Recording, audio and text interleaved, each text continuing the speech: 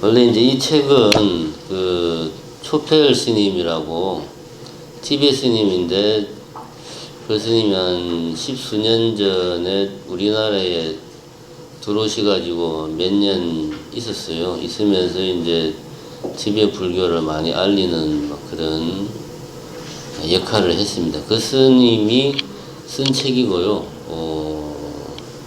그래서 원래는 이 책이 이제 아마 대원사인가 거기서 만든 책인데 문고판 사이즈로 나온 책이에요. 책 제목은 깨달음으로 가는 올바른 순서라는 제목의 책인데 절판됐습니다, 이 책이. 그래서 이제 부득이하게 이렇게 재본을 해가지고 보던 책을 재본을 해서 보면 중간에 뭐 줄도 꺼놓고 뭐 좀 그렇습니다. 그래서 막 양해를 해주시기 바라고. 요 프린트한 거는 다른 게 아니고 이 책에만 국한된 게 아니고 이 보리도 차제론이 목차가 상당히 복잡해요, 보면. 그래서 보다 보면 내가 지금 어디를 보고 있는지를 헤맬 때가 많아요. 그래서 목차를 옆에 놓고 수시로 내가 지금 어느 부분을 보고 있구나라는 것을 확인을 해가면서 보는 게 좋습니다. 그래서 요거는 제가 정리를 한 거고요.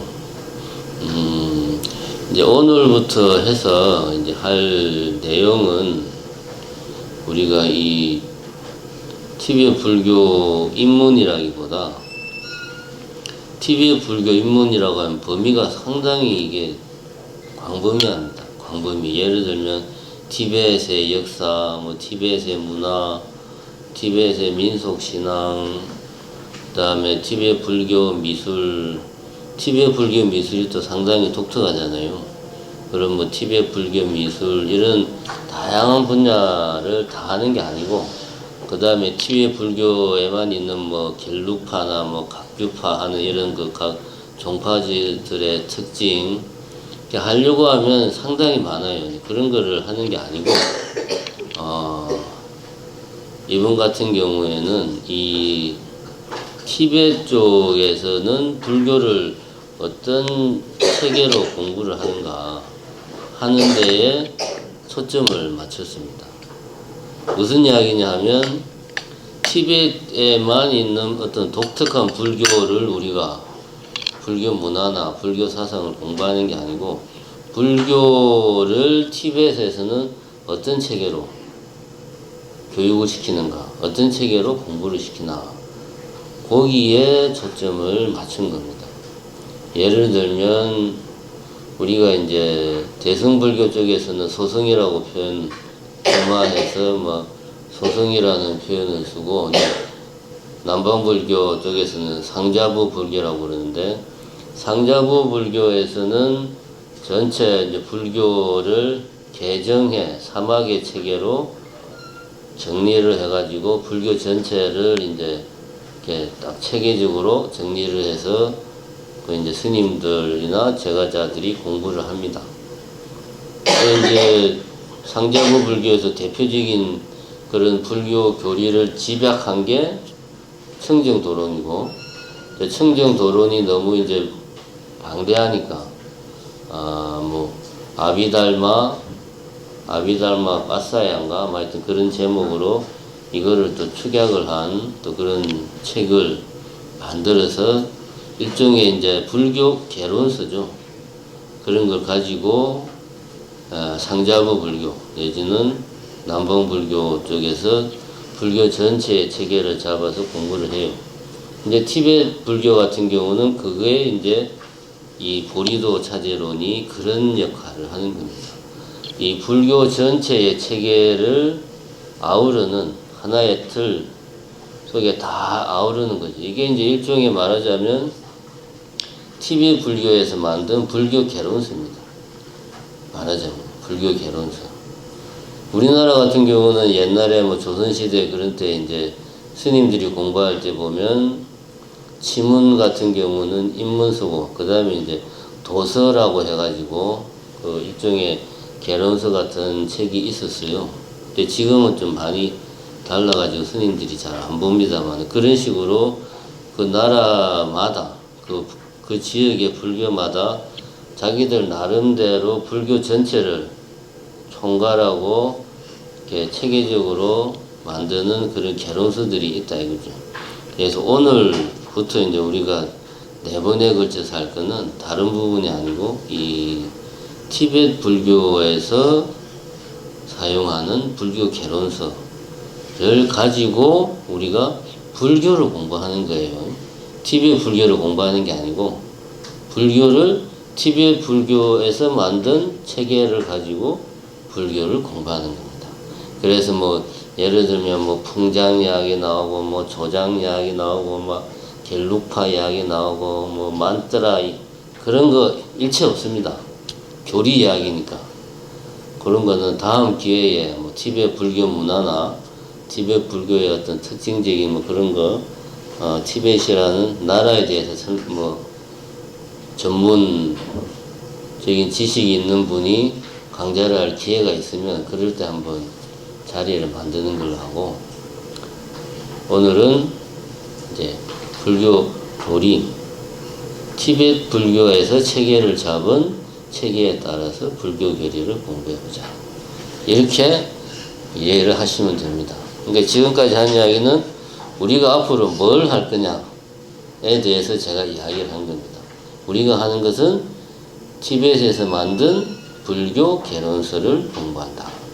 요거를 먼저 딱 머릿속에 입력을 하면 되겠습니다.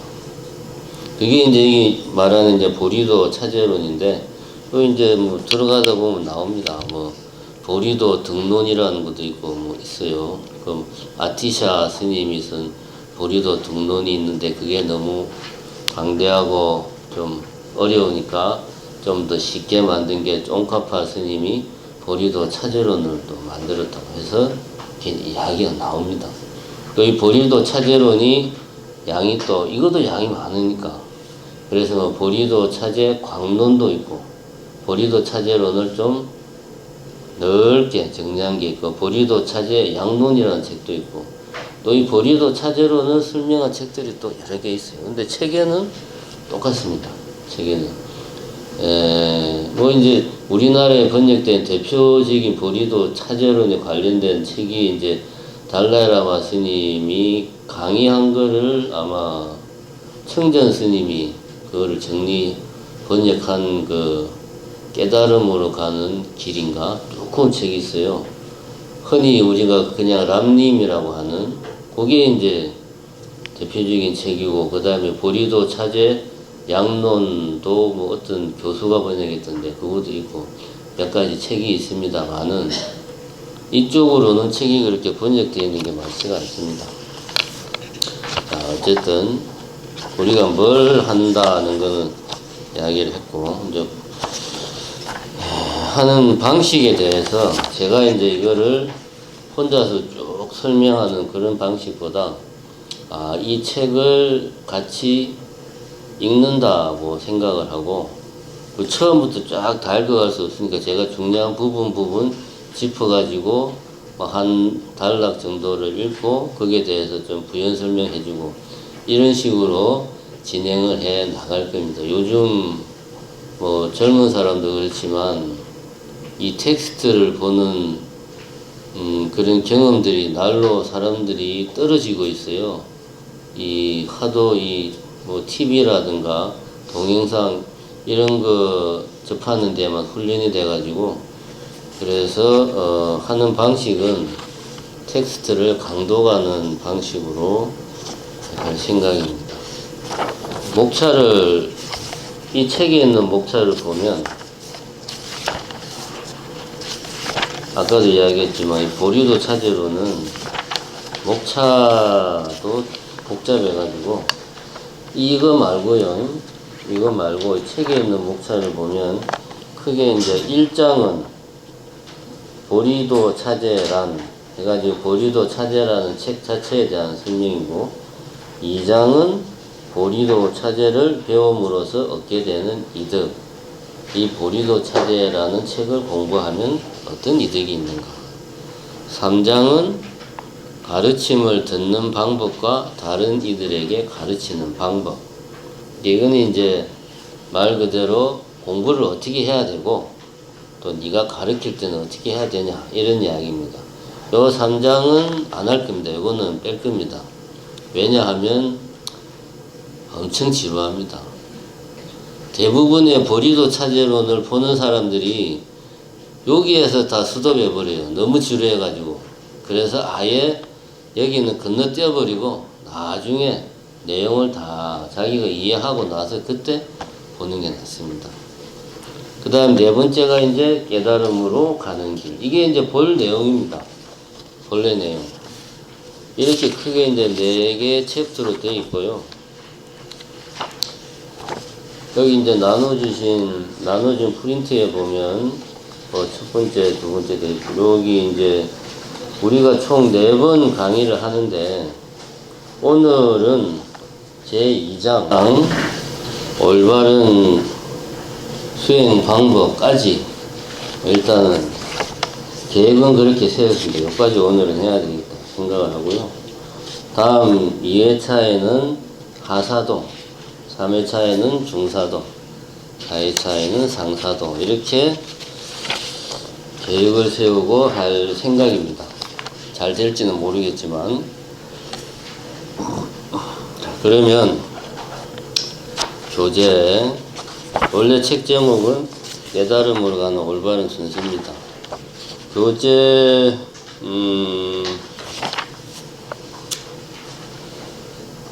20페이지 첫 번째 단락 펴보십시오. 다음 생에 좋은 과보와 나쁜 과보를 얻게 되는 것은 여기가 아니다. 잘못했다. 죄송합니다. 이상하다 했네.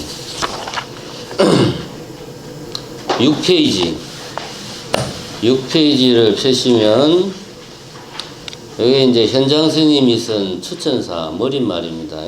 세 번째 줄, 학습 교재로 보리도 차제를 저술하였다.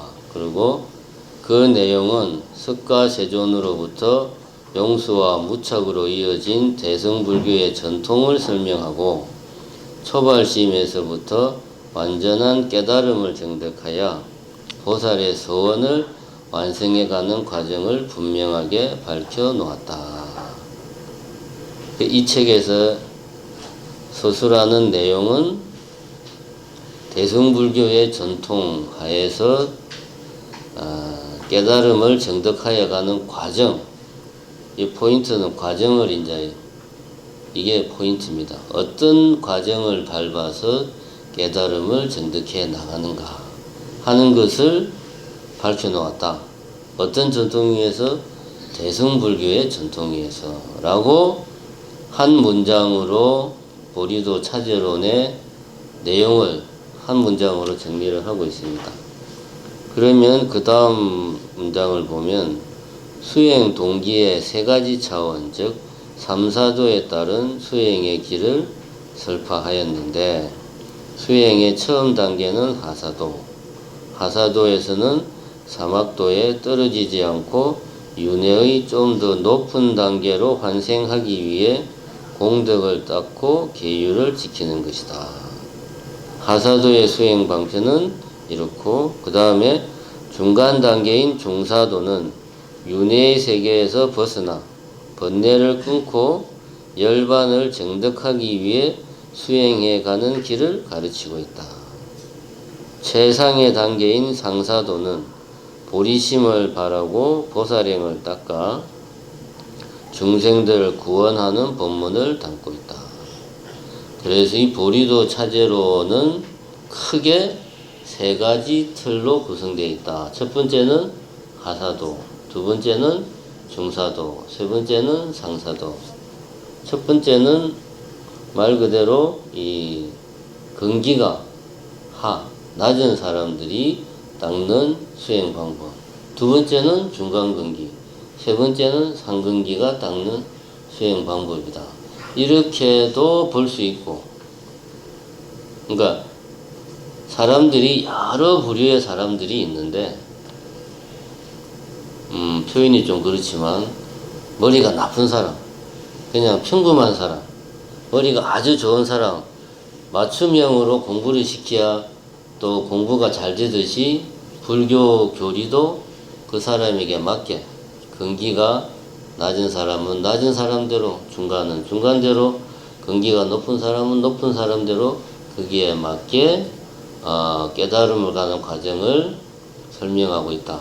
이렇게도 우리가 이해를 할 수 있고, 두 번째는 한 개인이 처음에 불교를 입문할 때는 여기 나오듯이 하사도의 관점에서 불교에 입문을 해서 공부를 하다 보니까 중사도로 자기 자신이 발전을 하게 되고, 또 중사도의 과정을 수행하다 보니까 상사도의 과정으로 자기가 발전하게 되고, 이렇게 개인의 어떤 수행 단계 내지는 과정으로 이해를 해도 됩니다. 이렇게 이야기를 하면 우리나라 같이 이제 가나선 전통이 지금까지는 강하다라고 말하기는 요즘은 좀 애매한 게, 워낙 다양한 불교가 지금 우리나라에서 들어와 있고 하기 때문에, 관화선 같은 경우는 뭐 1초직입 열애지다 해가지고 단박에 깨달아서 뭐 들어간다 이런 말을 많이 쓰잖아요. 근데 그런 관점하고는 다릅니다. 티베트 불교는 이 교리 공부를 상당히 중요시합니다. 체계적으로 공부하는 것, 오랜 시간을 가지고 공부하는 것을 중시하기 때문에 뭐 이 관화선 쪽에서 그냥 단박에 화두 참선을 해서 깨닫고 이런 것보다 단계 밟아서 공부해 나가는 것을 중요하게 생각을 한다. 여기서 이제 하사도, 중사도, 상사도로 나누는 기준은 이 윤회라는 키워드를 가지고 기준을 나누고 있습니다. 여러분들이 이제 읽어보시면, 아까 이제 읽었지만, 하사도는 그 윤회를 하기는 하는데, 좀 더 높은 단계, 윤회하는 속에서 좀 더 높은 단계로 내가 태어나고 싶어 하는, 예를 들면 천상이라든가 아수라라든가 이런 쪽에 태어나고 싶어 하는 그런 사람들의 수행 방식. 중사도는 내가 열반을 정득해서, 열반을 정득한다는 말은 더 이상 윤회의 굴레에서 내가 계속 헤매지 않고 벗어나는 거죠. 그게 이제 중사도 수행을 하면 윤회의 틀을 벗어날 수 있다. 상사도 수행은 내 개인만 윤회의 굴레를 벗어나는 게 아니고 모든 중생들을 다 윤회의 굴레에서 벗어나게 하기 위해서는 상사도의 수행을 닦아야 된다. 그래서 티베트 불교에서는 불교 체계를 윤회라는 하나의 키워드를 가지고 체계를 이렇게 나누고 있습니다. 그러면 한 가지 마음속에 의문점이 드는데, 나는 윤회에 대해서 확신이 없는데 개인적으로, 그럼 이 체계를 내가 그대로 수용할 수가 있나? 진짜 윤회를 하는지 안 하는지 내가 확인해 본 바도 없고, 또 아무리 뭐 불교책을 봐도 이러이러하기 때문에 윤회를 한다라고 명쾌하게 밝혀놓은 책이 없어요.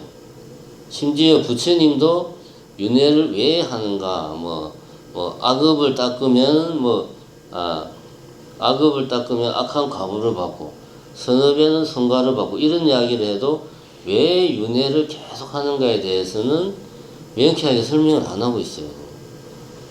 불교 어디를 뒤져봐도 윤회에 대해서 단순 명료하게 탁 설명하는 게 없습니다. 설명하는 거 보면 대개가 복잡해요. 애매하고 헷갈리고. 왜냐하면 윤회는 불교 고유의 개념이 아닙니다. 이건 여러분들이 꼭 알고 있어야 돼요. 자, 우리가 이제 성경책을 보면 구약과 신약이 있잖아요. 그죠? 이 기독교라고 하는 종교는 유대교에서 나왔어요. 원래 시작은 유대교입니다. 구약 성서는 유대교에서 보는 거예요. 그 유대교의 토대 위에서 유대교가 기성 종교로서 이스라엘 사회를 지배하고 있을 때 이건 문제가 있다. 그래서 거기에 대해서 개혁을 해야 된다. 반기를 들고 나선 젊은 사제가 예수라는 사람이었잖아요. 그래서 예수를 중심으로 유대교를 혁신한 게 기독교란 말입니다. 그죠? 물론 이제 그 뒤에 기독교가 내려오다가 뭐 루터나 뭐 그런 17세기입니까? 그때쯤에서 이걸 이제 좀 더 개혁을 하자고 해서 구교와 신교로 나눠졌지만 어쨌든 기독교는 유태교의 바탕 위에서 나온 겁니다. 기독교가 하늘에서 뚝 떨어진 게 아니에요. 여호와 없이 예수는 존재할 수가 없어요. 그죠? 같은 맥락입니다. 이 불교 같은 경우는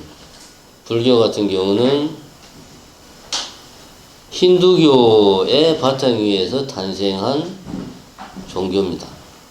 힌두교가 없이 불교는 성립할 수가 없어요. 힌두교의 가장 핵심이 이 윤회와 업입니다.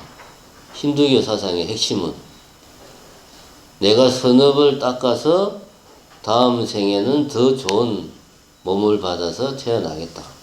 궁극적으로는 버마일체, 이 브라만으로 나의 아트만이 버마, 이 브라만과 일체가 되는 경지가 깨달음이다. 뭐 이렇게 하는 게 이제 힌두교 사상입니다. 이 힌두교의 고유의 사상이 윤회고 업사상이다 이거예요. 그 바탕 위에서 불교가 나왔습니다. 그러니까 윤회 자체는 부처님이 새롭게 정립한 사상이 아니고 이미 힌두교의 부처님이 탄생하기 그 전에 힌두교는 대략 한 5,000년의 역사를 가지고 있다라고 이야기를 합니다만은 그러면은 불교가 한 2,500년 됐으니까 부처님 이전에 이미 힌두교의 사상은 2,000년 이상 인도 사회에서 쭉 발전해 왔다 이거죠. 그 나름대로 다 틀을 가지고 있는 거다. 그래서 여러분들이 윤회나 업에 대해서 우리가 심도 있게 이해를 하려면 인도 사상을 공부해야 돼요. 그럼 그때부터 머리가 엄청 아파집니다. 이 인도 사상 하면 책만 해도 그냥 어마어마하게 많고 갈래도 많고 머리가 아파요. 자, 그래서 어쨌든 윤회나 업을 불교 고유의 개념으로 설명하기에는 어려움이 있다 하는 걸 우리가 일단 전제를 하고, 그래서 이 윤회를 불교적으로 설명하려고 하기보다 일단은 윤회를 전제를 하고, 왜냐하면 보리도 차제론을 이해하려면 나는 윤회를 인정할 수 없다. 그럼 이 체계를 수용할 수가 없어요.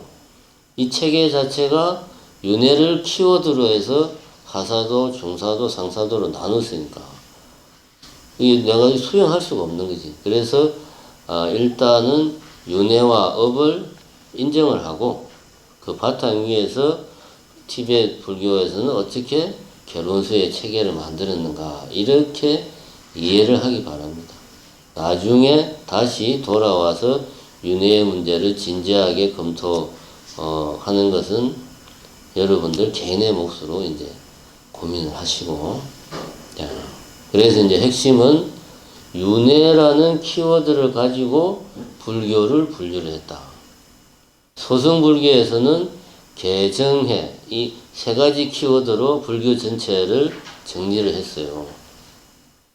보통 이게 이제 우리가 원시불교, 초기불교에서 전통적으로 나누는 방법이고, 티베트 불교에서는 윤회를 키워드로 해가지고 윤회 안에서 계속 머물 것인가, 윤회를 벗어날 것인가, 아니면 내 혼자가 아니고 모든 중생이 다 윤회에서 벗어나도록 할 것인가에 따라서 수행의 방법과 과정이 다르다. 이게 이제 보리도 차제론에서 이야기하는 내용입니다. 그 점을 이제 명심을 하시고, 요 틀을 일단 머릿속에 항상 놓고 있어야 됩니다. 윤회를 틀로 해서 하사도, 중사도, 상사도로 나눈다. 요 틀을 머릿속에 넣으시고, 자, 이제 그 다음에, 자, 이제 우리가 이제 본격적으로 이제 보리도 차제론의 내용에 대해서 공부를 해 보도록 하겠습니다. 자, 이제 지금부터는 좀 체계가 복잡하니까 옆에 이제 목차를 참고를 해가면서 보면 됩니다. 자, 이제 19페이지에 보면, 19페이지에 보면, 네 번째 줄, 특히, 깨달음의 원을 세우니라면 마땅히 정법에 의지하여야 한다 하는 말이 나오죠. 이 보리도 차제로는 우리가 정법에 의지해서 공부를 해야 된다는 사실을 강조하고 있습니다. 삿된 법이 아니고 정법으로 공부를 해라. 제일 먼저 이런 이야기가 나오고 있죠. 그 다음에 넘어가면 20페이지에 보면 두 번째 단락 이런 말이 나옵니다. 다음 생에 좋은 과보와 나쁜 과보를 얻게 되는 것은 다름 아닌 정법에 의지하느냐 아니냐에 달렸는데도 마치 개가 어떤 음식을 주더라도 그냥 받아 먹듯이 아무 것에나 의지하여서는 결코 좋은 과보를 얻을 수 없다. 이 이야기는 다른 이야기가 아니고 보리도 차제로는 정법에 근거해서 이야기를 하고 있다 라는 것을 처음에 전제를 깔기 위해서 하는 이야기예요. 그럼 이게 뭐 당연한 이야기를 왜 하냐라고 이야기하겠지만, 지금 우리나라 현실에서 보면 많은 신도분들이 좀 뭐 말하기는 뭐하지만 이 위경이라고 하는 경전들을 뭐 이렇게 독송을 많이 뭐 몇 독을 하고 하는 분들이 많습니다. 위경이라고 하는 것은 다른 게 아니고 부처님 당시에 부처님의 말씀을 정리한 게 경전인데, 그것이 아니고 그 이후에 만들어진 경전을 이제 위경이라고 말을 해요. 좀 더 범위를 확장을 하면 부처님 당시에 부처님이 직접 이야기한 경전, 이거는 이제 암경이고, 그 뒤에 대승불교가 막 태동할 때 기존의 상자부 불교를 비판하면서 그 대승불교의 정신을 바로 세운, 예를 들면 용수 스님이나 뭐 용수보살, 무착보살 이런 대승불교의 초기 경전들, 뭐 금강경, 반야경, 화엄경 이런 경전은 대승불교에서는 이 부처님이 직접 설한 가르침에 버금가는 경전이다 해서 부처님 경전과 같은 동급으로 인정을 합니다. 그런데 이제 우리가 통상적으로 위경이라고 말을 하는 경전들은 예를 들면 부모원중경. 부모원중경은 불교가 아닙니다. 그거는 유교의 내용을 불교적으로 포장을 한 겁니다. 네, 근데 많이 돌아다니죠. 그 다음에 지장경. 지장경도 엄밀하게 따지면은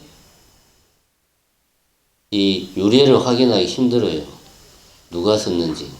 물론 이제 뭐 건강경이나 이런 것들도 인도에서 다 대성 초기에 만들어진 경전이라 누가 썼는지는 확인할 길이 없지만, 그 뒤에 많은 스님들이 건강경이나 화엄경이나 뭐 능언경 이런 경전들은 이거는 부처님 말씀에서 한치도 벗어나지 않았다. 그래서 다 인정을 했습니다. 근데 이제 뭐 부모원중경이다, 뭐 지장경이다, 그 다음에 이제 무슨 하여튼 좀 생소한 경들을 보면 보살님들이 많이 봐요. 그런 경전들은 좀 검증되지 않은 경전, 위경에 가깝다. 그 다음에 우리가 매일 읽는 천수경은 엄밀하게 말하면 경전이 아닙니다. 천수경은 경전이 아니고 신묘장구 대다란이라는 주력을, 진언을, 이 진언이 워낙 이제 티베트 불교 쪽에서 중시하다 보니까 진언만 하기에는 내가 너무 좀 미안하니까 진언을 하기 전이나 후에 경전에 있는 조사 어록에 있는 좋은 말들을 가지고 와서 장식을 하는 거예요. 장음을 하는 거예요. 이게 신묘장구 대다라는 게 너무나 이게 티베트 불교에서 힘이 있고 어떤 신심을 불러일으키는 진언이다. 그래서 이거를 그냥 그 천수경이라고 하는 거예요. 엄밀하게 말하면 경은 아닙니다. 그래서 요 이야기를 제일 처음에 하는 것은 정법에 의지해야 된다라는 말은 물론 이제 경전이 아닌 것들은 말할 필요 없고 경전이라도 아까 말한 그런 위경 같은 것들은 나중에 내가 불교에 대한 기본이 탄탄히 갖추어졌을 때 보는 게 좋고 본인이 생각하기에 아직 내가 체계가 제대로 정립이 안 됐다 싶을 때는 이 정법에 의지하는 게 부처님의 직접 가르침 또는 부처님의 직접 가르침과 진배 없다라고 많은 스님들이 인정한 경전을 우선 보는 게 좋다. 이걸 우리가 명심을 할 필요가 있습니다. 그 다음에 21페이지에 보면 요 이제 보리도 차제론 이야기를 하기 위해서 이제 아티샤 스님의 생애를 이야기하고 뭐 한참 아티샤 스님의 생애를 이야기합니다. 티베트 불교에서는 이 뭐 아티샤, 밀라레파, 뭐 쫑카파 이런 스님들이 상당히 큰 비중을 차지하는데 그 중에서 아티샤 스님은 티베트의 인도의 대승불교를 전한 대승불교를 인도 티베트의 대승불교를 가르친 이제 가장 훌륭한 스님으로 인정하기 때문에 상당한 페이지를 할애해서 이 스님이 어떻게 태어났고 어떻게 티베트로 가게 됐고 근데 왜 계속 티베트에 머물러 가지고 그 티베트의 불교를 전파하게 됐는가 이런 일대기를 쭉 이야기하고 있습니다. 오늘 여러분들이 보시면 되고 자 여기 이제 21페이지 두 번째 단락에 보면 이런 말이 나옵니다. 처음은 경전의 내용에 충실하여 자세히 가르치는 것이고 둘째는 의사들이 실제로 몸을 해부하면서 가르치듯 직접 보여주면서 가르치는 것이고 셋째는 수행의 결과로 얻어진 경험에 의거해서 가르치는 것이며 넷째는 배우는 이의 자질에 따라 단계적으로 가르치는 것이다. 이건 이제 가르칠 때 어떻게 가르치냐 이런 이제 네 가지로 가르친다. 제일 중요한 거는 내용에 충실해야 되고 이거 나오잖아요. 첫 번째는 내용에 충실해서 가르쳐야 되고 두 번째는 직접 보여주면서 가르치고 세 번째는 자기가 수행을 한 것에 대해서 자기 경험을 토대로 가르쳐야 되고 네 번째는 배움을 받는 사람에게 맞게 가르쳐야 되고 이게 이제 다시 한 번 더 이런 이야기를 하고 있습니다. 그래서 이제 아티샤 스님에 대한 이야기는 여러분들이 나중에 한번 읽어보시고요. 이거 다 한번 이야기하려면 끝이 없습니다. 읽어보시고, 자, 이제 우리가 지금부터 이제 하게 될 것은 이제 2장의 내용을,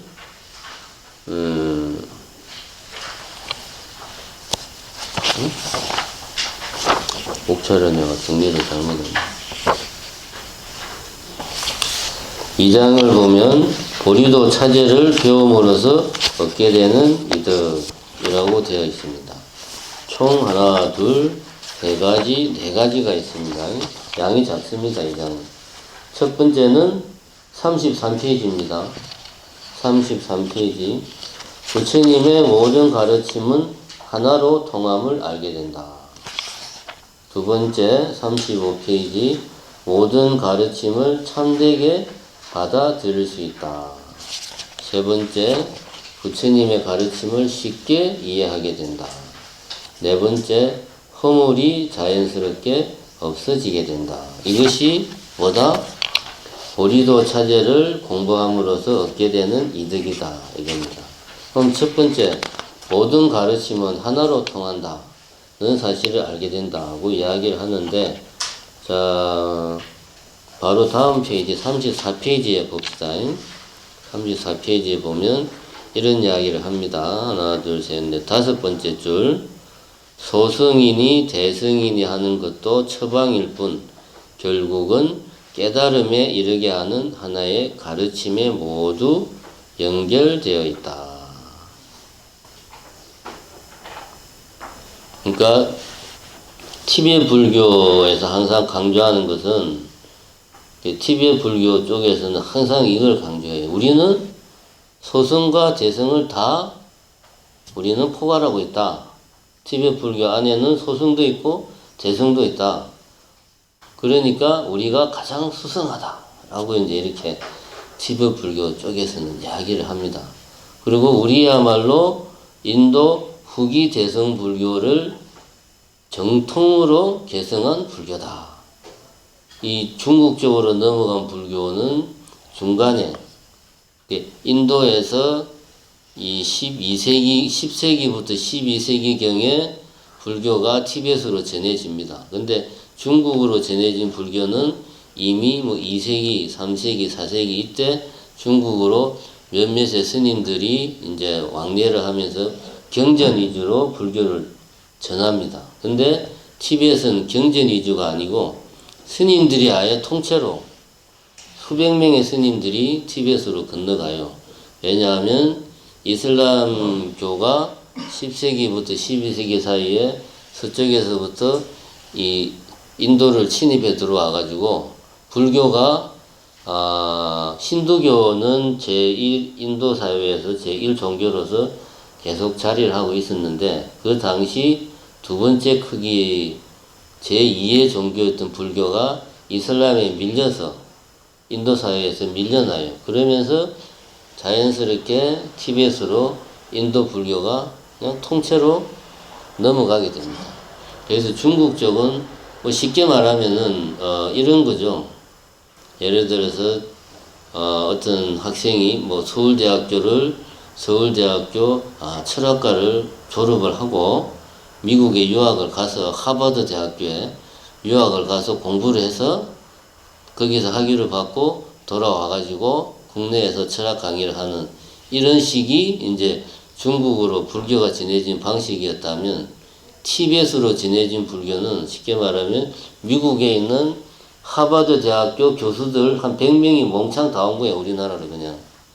그래서 우리나라에서 하버드 대학 교수들을 위한 대학교를 지어주고 그 교수들이 그 대학에서 강의를 하는 거지. 이런 식으로 해서 티베트 불교는 인도 불교가 통째로 넘어갔으니까 자기들이 정통이다. 이렇게 주장을 합니다. 그래서 자기들은 인도에서 소승부터 대승까지 쭉 이어진 그 모든 것이 다 들어가 있다라고 주장을 하고 이제 그런 맥락에서 이런 이야기를 하는 거죠. 소승이다, 대승이다 하는 것은 방편에 따른 처방이다. 다 깨달음으로 가는 길은 하나다. 결국은 하나로 가는 건데 갈래가 다를 뿐이다 라고 이제 이렇게 이야기를 합니다. 자, 그 다음에 보면 이제 성문, 영각, 보살 각각에 대한 공부가 뭐냐 이런 이야기가 나옵니다. 자, 깨달음의 길에서는 앞의 예에서와 같이 소승, 대승의 구분이 없다. 나와 세계의 실상을 알기 위해서는 먼저 성문들이 주로 공부하는 사성제에 대해서 알아야 하고 영각들이 주로 공부하는 12영기에 대해서도 알아야 한다. 또한 보살들이 공부하는 육바라밀에 대해서도 알아야 한다. 그 후에는 딴뜨라에 대해서도 공부해야 하는데 이 모든 것이 이 모두가 한 몸의 팔다리 같은 것들이다. 하나도 필요치 않은 것이 없다. 라고 이야기를 하고 있습니다. 요거는 이제 소승대승은 역사적으로 이야기한 거고 지금 이야기한 거는 이제 분야별로 이야기를 한 건데 여기서는 이 각각이 팔다리 같은 것이 한 몸이다. 이렇게 이야기를 하고 있습니다. 이제 성문들은 사성제를 공부하고 영각은 12영기를 공부하고 보살은 육바라밀을 공부하고 딴뜨라는 이거는 이제 밀교 대승불교, 티베트 불교에서 말하는 밀교 쪽입니다. 건강, 밀교 쪽인데 주로 이뭐 참선 수행 이런 겁니다. 밀교는 저도 잘 모릅니다. 이쪽은.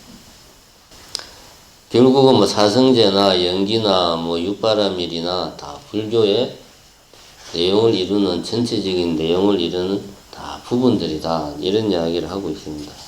그래서 티베트 불교는 전체를 아우르고 있다. 우리는 그런 이야기를 하고 있습니다. 두 번째 보면 모든 가르침들을 참되게 받아들일 수 있게 한다.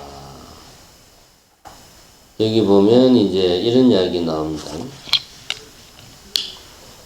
우리가 이제 불자라고 하면서 기도는 열심히 하는데 이 교리 공부를 안 하는 불자님들이 많습니다. 그거를 먼저 비판을 하고 그 다음에 기도나 연불만 열심히 할 게 아니라 경전의 가르침도 배워야 된다. 이런 이야기를 하고 있습니다. 그 다음에 참선만 평생 하는 것도 문제가 있다. 교리 공부의 바탕 위에서 참선을 하든 뭘 하든 열심히 해야 된다. 하는 이야기를 이제 요 두 번째에서 하고 있습니다. 사실은 뭐 뻔한 이야기인데 우리가 간과하고 있는 이야기죠. 세 번째는 이제 쉽게 이해하게 된다. 여기 이제 보다 보면 비유가 많이 나옵니다. 비유가.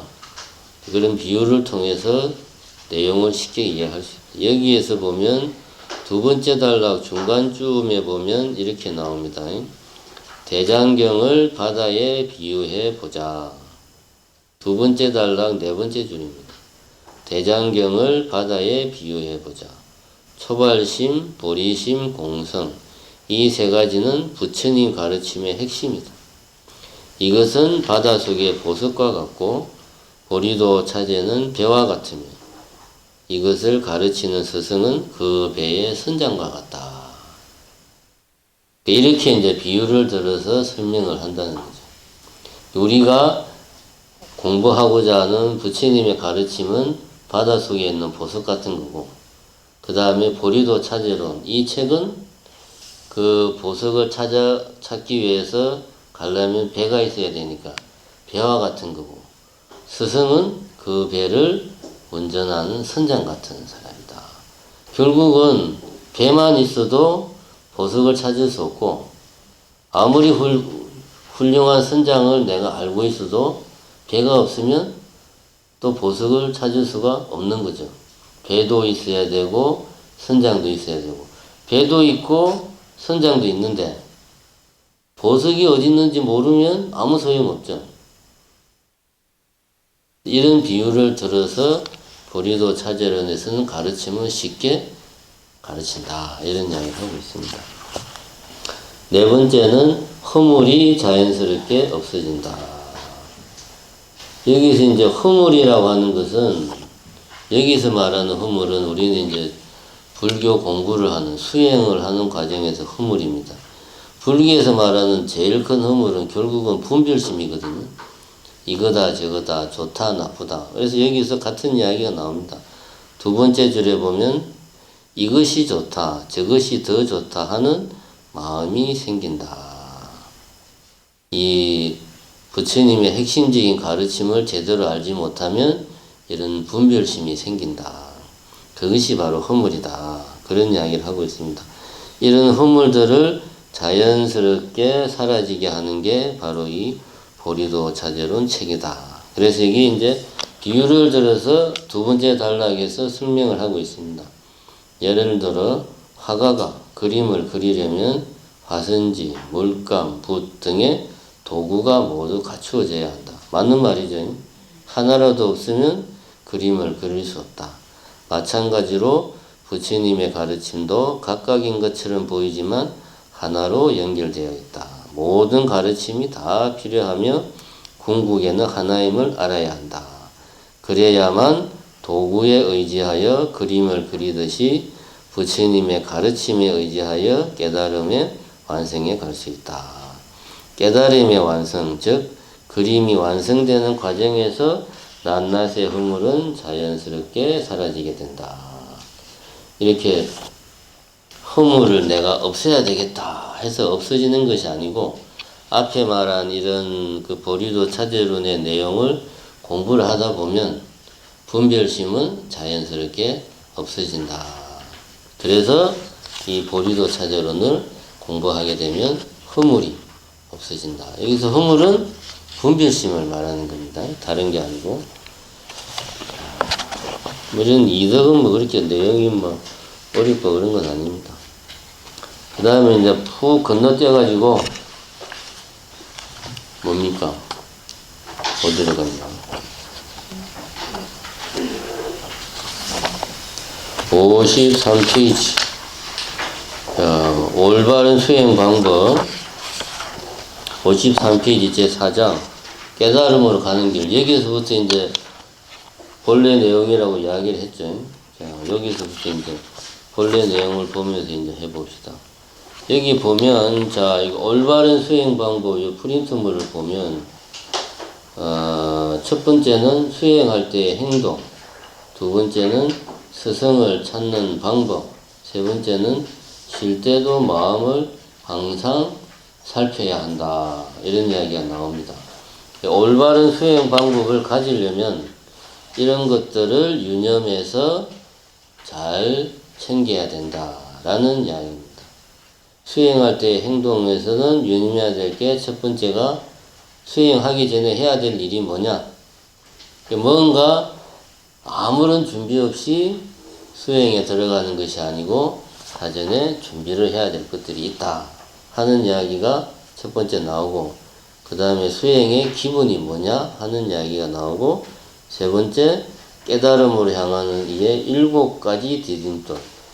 깨달음으로 내가 깨달음을 겠다 하면은 온전하게 내 힘으로 가는 게 아니라 뭔가 이렇게 내가 의지해서 가야 되는 것들이 있다. 본격적인 수행에 들어가기 전에 내가 유념해야 되는 그런 내용들이죠. 첫 번째가. 두 번째, 스승을 찾는 방법. 아까 그 배 비유에도 나왔지만 아무리 좋은 배가 있어도 선장이 없으면 소용이 없다. 그 선장이 바로 스승이다. 그러니까 티베 불교에서는 항상 스승을 강조합니다. 스승을 꼭 훌륭한 스승을 찾아서 훌륭한 스승 밑에서 공부를 해야 된다 라는 것을 티베 불교에서는 항상 강조를 하고 있습니다. 그래서 스승을 본격적인 수행을 하기 전에 스승을 찾아야 되잖아요. 그러니까 스승을 찾는 방법에 대해서 나와 있는 거죠. 세 번째는 쉴 때도 항상 마음을 살펴야 한다. 그러니까 지금 올바른 수행 방법을 이야기하는데 쉴 때를 이야기하는 이유가 뭐냐? 결국은 지금은 수행하는 시간, 지금은 쉬는 시간, 이런 구분을 나누는 것 자체가 잘못된 생각이다. 쉴 때는 이렇게 해라. 이 말은 역으로 말하면 쉬는 게 아니다. 그런 이야기죠. 이게 어떤 좁은 의미의 수행을 할 때 쉰다는 것은 넓은 의미의 수행을 하는, 그럴 때는 내가 어떤 마음가짐으로 있어야 되는가. 쉴 때, 길을 걸을 때, 사람들과 이야기할 때, 이거는 수행하는 게 아니잖아요. 뭐 기도나 참선이나 독경이나 이럴 때, 대화할 때, 잘 때, 쉴 때, 뭔가를 먹을 때, 이럴 때 어떤 마음가짐으로 내가 해야 되는가. 그런 이야기를. 그러니까 본격적인 수행에 들어가기 전에 어떻게 해야 되나. 그런 이야기들을 이제 올바른 수행 방법 여기서 하고 있습니다. 이 책을 제가 옛날에 강원 다닐 때 봤으니까 그 20년이 다 돼 가는데, 그때 초별 스님이 와서 이거 강의를 했어요. 이 책 쓴 그 스님이 와서 특강을 며칠 동안 했습니다. 그때 우리 강원 학인들이 전부 다 잤어요. 이 강의를 너무 졸리게 하는 거야. 목소리도 그냥 일창하고 중간에 뭐 좀 재밌는 이야기도 없고, 하다못해 뭐 좀 비유라도 들고 해야 되는데 그런 것도 없고 그냥 혼자서 중얼중얼 그냥 듣다가 다 자는 거야. 그냥 이 또 책도 보면 처음에 그냥 보면 뭐 뻔한 이야기만 있고 재미가 없어요. 지루해 책이. 근데 이거를 나중에 좀 이제 공부도 좀 하고 선방도 좀 다니고 뭐 이제 기도도 좀 백일기도 몇 번 하고 뭐 이제 이러고 나서 다시 보면 아주 이 책이 정말 그 감동적입니다. 보면 별거 아닌 뻔한 이야기들인데 해야 될 말이 딱 해야 될 지점에 딱 추적하게 다 들어가 있어요. 그런 의미에서 이게 참 좋은 책입니다. 내가 볼 때는 절판된 게 좀 아깝긴 한데 뭐든지 그래. 불교 공부라는 게 우리가 이거를 뭐 지적 욕구를 우리가 자극받으려고 이거 하는 거 아니거든요. 논리 체계가 뭐 아주 그냥 뛰어나고 어떤 안에 들어있는 그 주장하는 내용이 뭐 아주 뭐 혁신적이라거나 뭐 특이하다거나 그런 것 때문에 우리가 이거를 공부하는 게 아니에요. 여기도 나왔지만은 어떻게 하면 내가 더 이 깨달음으로 가는 길에서 내가 불교를 제대로 이해하고 본격적으로 수행을 할 수 있을까? 그러기 위해서 책을 보는 거지. 책 보는 것 자체가 목적이 아니거든요. 그래서 이거를 그냥 지식으로 보면 재미가 없어요. 당연히. 뻔한 이야기만 하고 있으니. 뭐 청소 열심히 해라, 뭐 절 잘해라. 이거 뭐 누가 모르나, 그거 다 아는 이야기인데. 근데 다 아는 이야기를 다시 한 번 더 딱 그 정신을 바짝 차리고 보면 자기 자신을 돌아보게 됩니다. 그런 책이 좋은 책입니다. 자, 이제 우리가 지금부터 하는 것은 수행을 하기 전에 뭘 해야 되나 하는 이야기가 나옵니다. 본격적인 수행에 들어가기 전에 뭘 해야 되나. 첫 번째가 수행하는 장소를 깨끗이 해야 된다. 54페이지입니다. 첫 번째는 수행하는 장소를 깨끗이 해야 된다. 그게 첫 번째입니다. 두 번째는 59페이지에 나옵니다. 두 번째로 수행을 원만히 하기 위해서는 수행하는 장소 사방에 돌로 탑을 쌓아야 한다. 찾았어요? 네. 세 번째는 수행을 제대로, 바로 밑에 수행을 제대로 하기 위해서 불상, 병전, 탑 등을 잘 모셔야 한다. 네 번째 어디겠냐? 그게 다구나. 이렇게 수행을 하기 전에 이런 거를 준비를 해야 된답니다. 어떻게 보면 이런 걸 준비를 하나. 그냥 내 마음만 있으면 되지 라고 우리는 흔히 생각을 하는데 그게 아닙니다. 이런 것들을 제가 보기에는 수행하는 장소를 깨끗하게 청소하고, 그 다음에 사방으로 탑을 쌓고, 그 다음에 불탑, 경전, 탑을 잘 모시고, 이런 것들 자체가 하나의 수행입니다. 이제 첫 번째부터 간단하게 봅시다. 54페이지 7번째 줄에 보면 일체 중생을 위하는 마음으로 수행을 하고 부처님이나 위대한 스승들을 존경하는 마음으로 수행 장소를 깨끗이 하면 큰 공덕이 된다. 이렇게 청소를 함으로써 얻게 되는 공덕은 먼저 자신의 마음을 청정하게 하며 다른 사람의 마음도 청정하게 만든다. 수행하기 전에 수행 장소를 깨끗이 해야 되는데 왜 깨끗이 해야 되느냐. 청소를 할 때 마음가짐을 이렇게 먹어라 이겁니다. 어떤 마음으로? 일체 중생을 위하는 마음으로 수행 장소를 청소를 하고, 내 마음을 청소한다는 그런 마음으로 수행 장소를 청소를 해라. 그러면 수행 장소를 청소하는 것 자체가 하나의 수행입니다. 이게 그 자체가. 그리고 이렇게 수행하기 전에 어떤 자기 자신이 주변을 깨끗하게 하고 뭐 불상이나 탑 등을 잘 모시고 하는 이런 행위들을 통해서 그 수행하는 그 실천에 대해서 자기가 어떤 진지해지고 또 엄숙해지고 거기에 의미 부여를 하게 되는 거예요.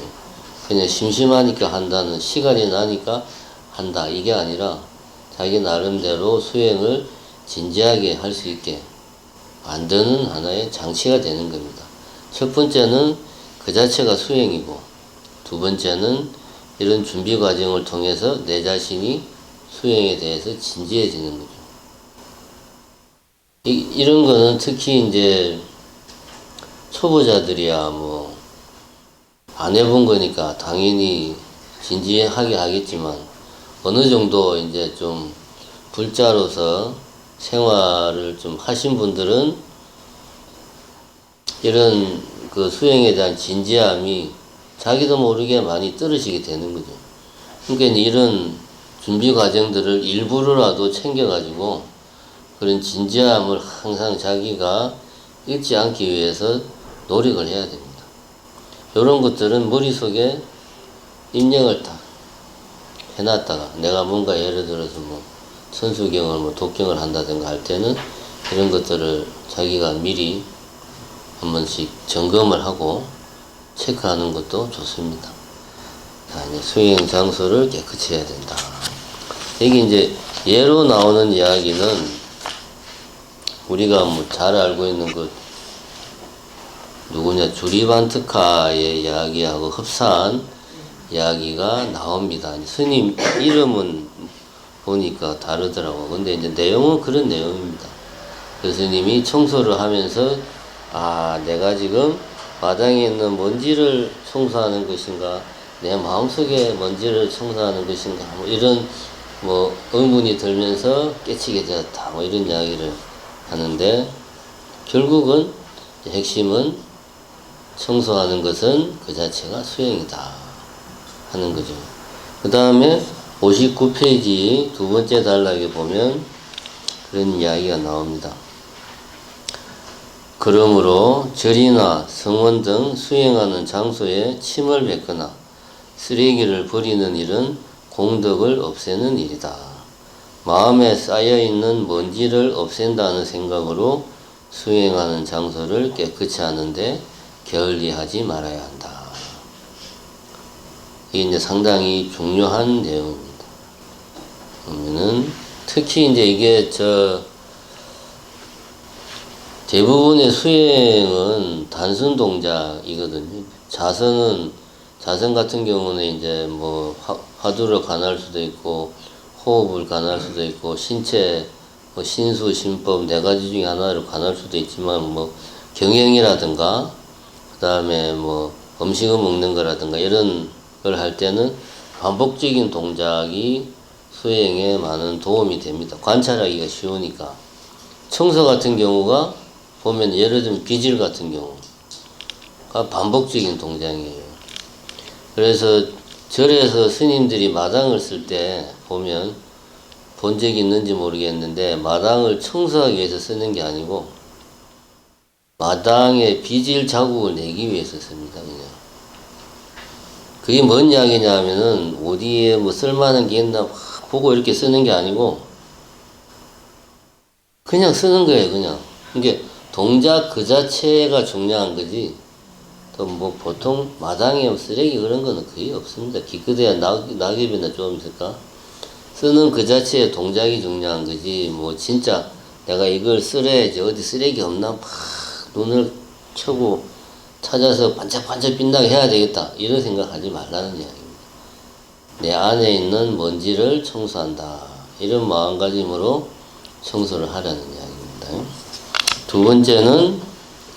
두 번째로 수행을 원만히 하기 위해서는 수행하는 장소 사방에 돌로 탑을 쌓아야 한다. 이게 이제 그거 말하는 거죠. 사천왕 이야기하는 건데, 현실적으로 이제 뭐 우리 같은 경우는 탑을 쌓을 수가 없잖아요. 그런 경우 얘기도 나오지만, 이제 뭐 방 안에 있으면 그 사면의 벽을 각각의 탑이라고 생각을 하고 수행을 해라.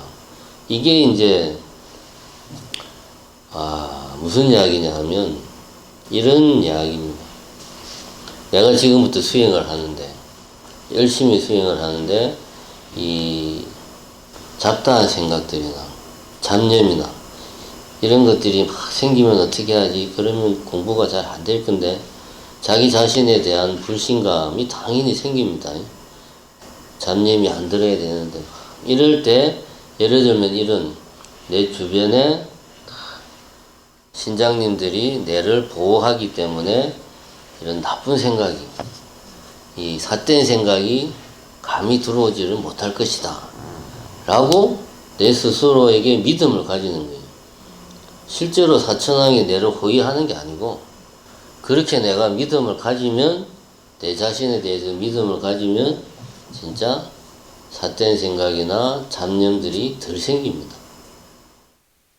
이런 부분들은 우리가, 내가 지금 이렇게 말하는 식으로 해석을 해야 돼요. 실제로 우리가 어떻게 뭐 수행할 때마다 동서남북으로 탑을 어떻게 쌓아요? 그렇잖아요. 동서남북이라고 한다는 것은 결국은 내 주변에 뭔가로 이렇게 내 주변을 잘 지킨다는 그런 뜻이고, 무엇으로부터? 수행을 방해하는 것으로부터 내 주변을 잘 지키겠다. 그만큼 든든한 백이 있다 라고 내 스스로를 믿는 거예요. 그것을 구체화시킨 게 사천왕이라는 거예요. 그분들이 내를 지키니까 내가 삿된 생각을 안 하고 수행을 열심히 할 거다 라고 자신을 믿으라는 거지. 그런 측면에서 이해를 해야 됩니다. 요거는 이제 실제로 우리가 뭐 항상 절에서만 뭐 참선을 하거나 절을 할 수가 없잖아요. 가정에서 뭐 독경을 하거나 참선을 하거나 절을 할 때도 이런 마음가짐이 필요한 겁니다. 이게 사실은 참 중요한 거예요. 그냥 이렇게 거실에 앉아서 쫙 텔레비 보다가 재미도 없고 심심한데 심리장구는 한 7도 갈까? 이렇게 하지 말라는 거죠. 그죠? 그렇게 하기 전에 먼저 거실을 그러면은 좀 주변을 좀 정갈하게 뭐가 막 좀 어지럽거나 그런 것들은 싹 정리를 하고, 그 다음에 내 마음속으로 체면을 거는 거지. 동서남북에 지금 사천왕님들이 이 내 거실에 와서 탁 지금부터 지키고 있다. 네, 잘해야지. 이런 마음가짐을 먼저 딱 마음을 다지는 거죠. 이런 게 중요한 겁니다. 이런 게. 세 번째는 수행을 제대로 하기 위해서 불상, 경전, 탑 등을 잘 모셔야 한다. 이게 우리나라에서 잘 안 되는 겁니다. 뭔 이야기냐면 이 일본도 그렇고, 제가 이번에 미얀마를 가니까 미얀마도 그렇고, 가정에 이제 일본은 이제 불상은 아니고 이제 보통 조상님들 위패를 자기 집에 재단을 모셔 놓잖아요. 미얀마나 이런 데 가서 보면 집에 불단을 항상 이렇게 작지만 만들어 놓습니다. 집에. 그럼 집 안에 불단이 있는 거하고 불단이 없는 거하고는 천지차입니다. 이게. 제가 실제로 그런 일이 몇 번 있었어요. 관세음보살, 송광사 관음전에 관세음보살 상호가 아주 좋은데, 그래서 그거를 한때 이제 사진을 찍어가지고, 오는 그 사진을 찍어서 액자에 넣어가지고 그 신도들한테 주고 막 그랬어요. 집에 좀 딱 걸어놓고 관세음보살 보고 좀 절도 하고 하라고. 그러면은 한 몇 년 뒤에 그걸 다시 갖고 와, 사람들이. 왜냐하면 관세음보살 보기에 내가 너무 사는 게 참 부끄럽다. 맨날 남편하고 찌지고 뽑고 싸우고 막 그러다가 관세음보살님 보면 양심의 가책을 받는데, 그지? 도저히 집에 모시고 있을 수가 없다. 그래서 그걸 다시 갖고 와요. 뭐 갖고 왔는데 내가 뭐 어떻게 그걸 다시 갖고 가려고 할 수도 없고, 그 이제 뭐 받기는 합니다만은 이제 그럴수록 집에서 그런 불단을 만들어야 됩니다. 하다못해 싸우면은 그럼 불단을 뭐 사람들이 다 이렇게 누구나 있는 거실 한가운데 하지 말고 뭐 요즘은 뭐 각 집에 보면 빈 방들이 되게 있고 하니까 안 쓰는 방이나 한쪽 구석이나 그런 데 작게 만들어 놓으면 되지. 그래서 거기만 피하면 되잖아요. 뭐 싸울 때라든가 자식 혼낼 때라든가 응? 그렇게 하면 됩니다. 그런 게 집에 불단이 있으면 뭐 작은 부처님 하나 모시면 돼요. 뭐 부처님 큰 거 막 할 필요 없습니다. 작은 거 모시면 됩니다. 그런 거 모시고 향 하나 피우고 뭐 초 놓고 그렇게 하면 되는 거지. 그러면 하루에 한 번이라도 내가 이렇게 부처님 앞에서 뭐 삼배를 할 수도 있고 예불을 드릴 수도 있고 있는 거하고 없는 거는 천지 차이가 있는 거예요. 저는 개인적으로는 가정에 불단을 조성하는 게 정말 필요한 일이라고 생각해요. 대개가 이제 이 아이들이나 바깥 양반들은 반대는 안 하지만 본인들은 뭐 그렇게 뭐 신앙생활을 뭐 신행생활을 하는 사람들은 별로 없단 말입니다.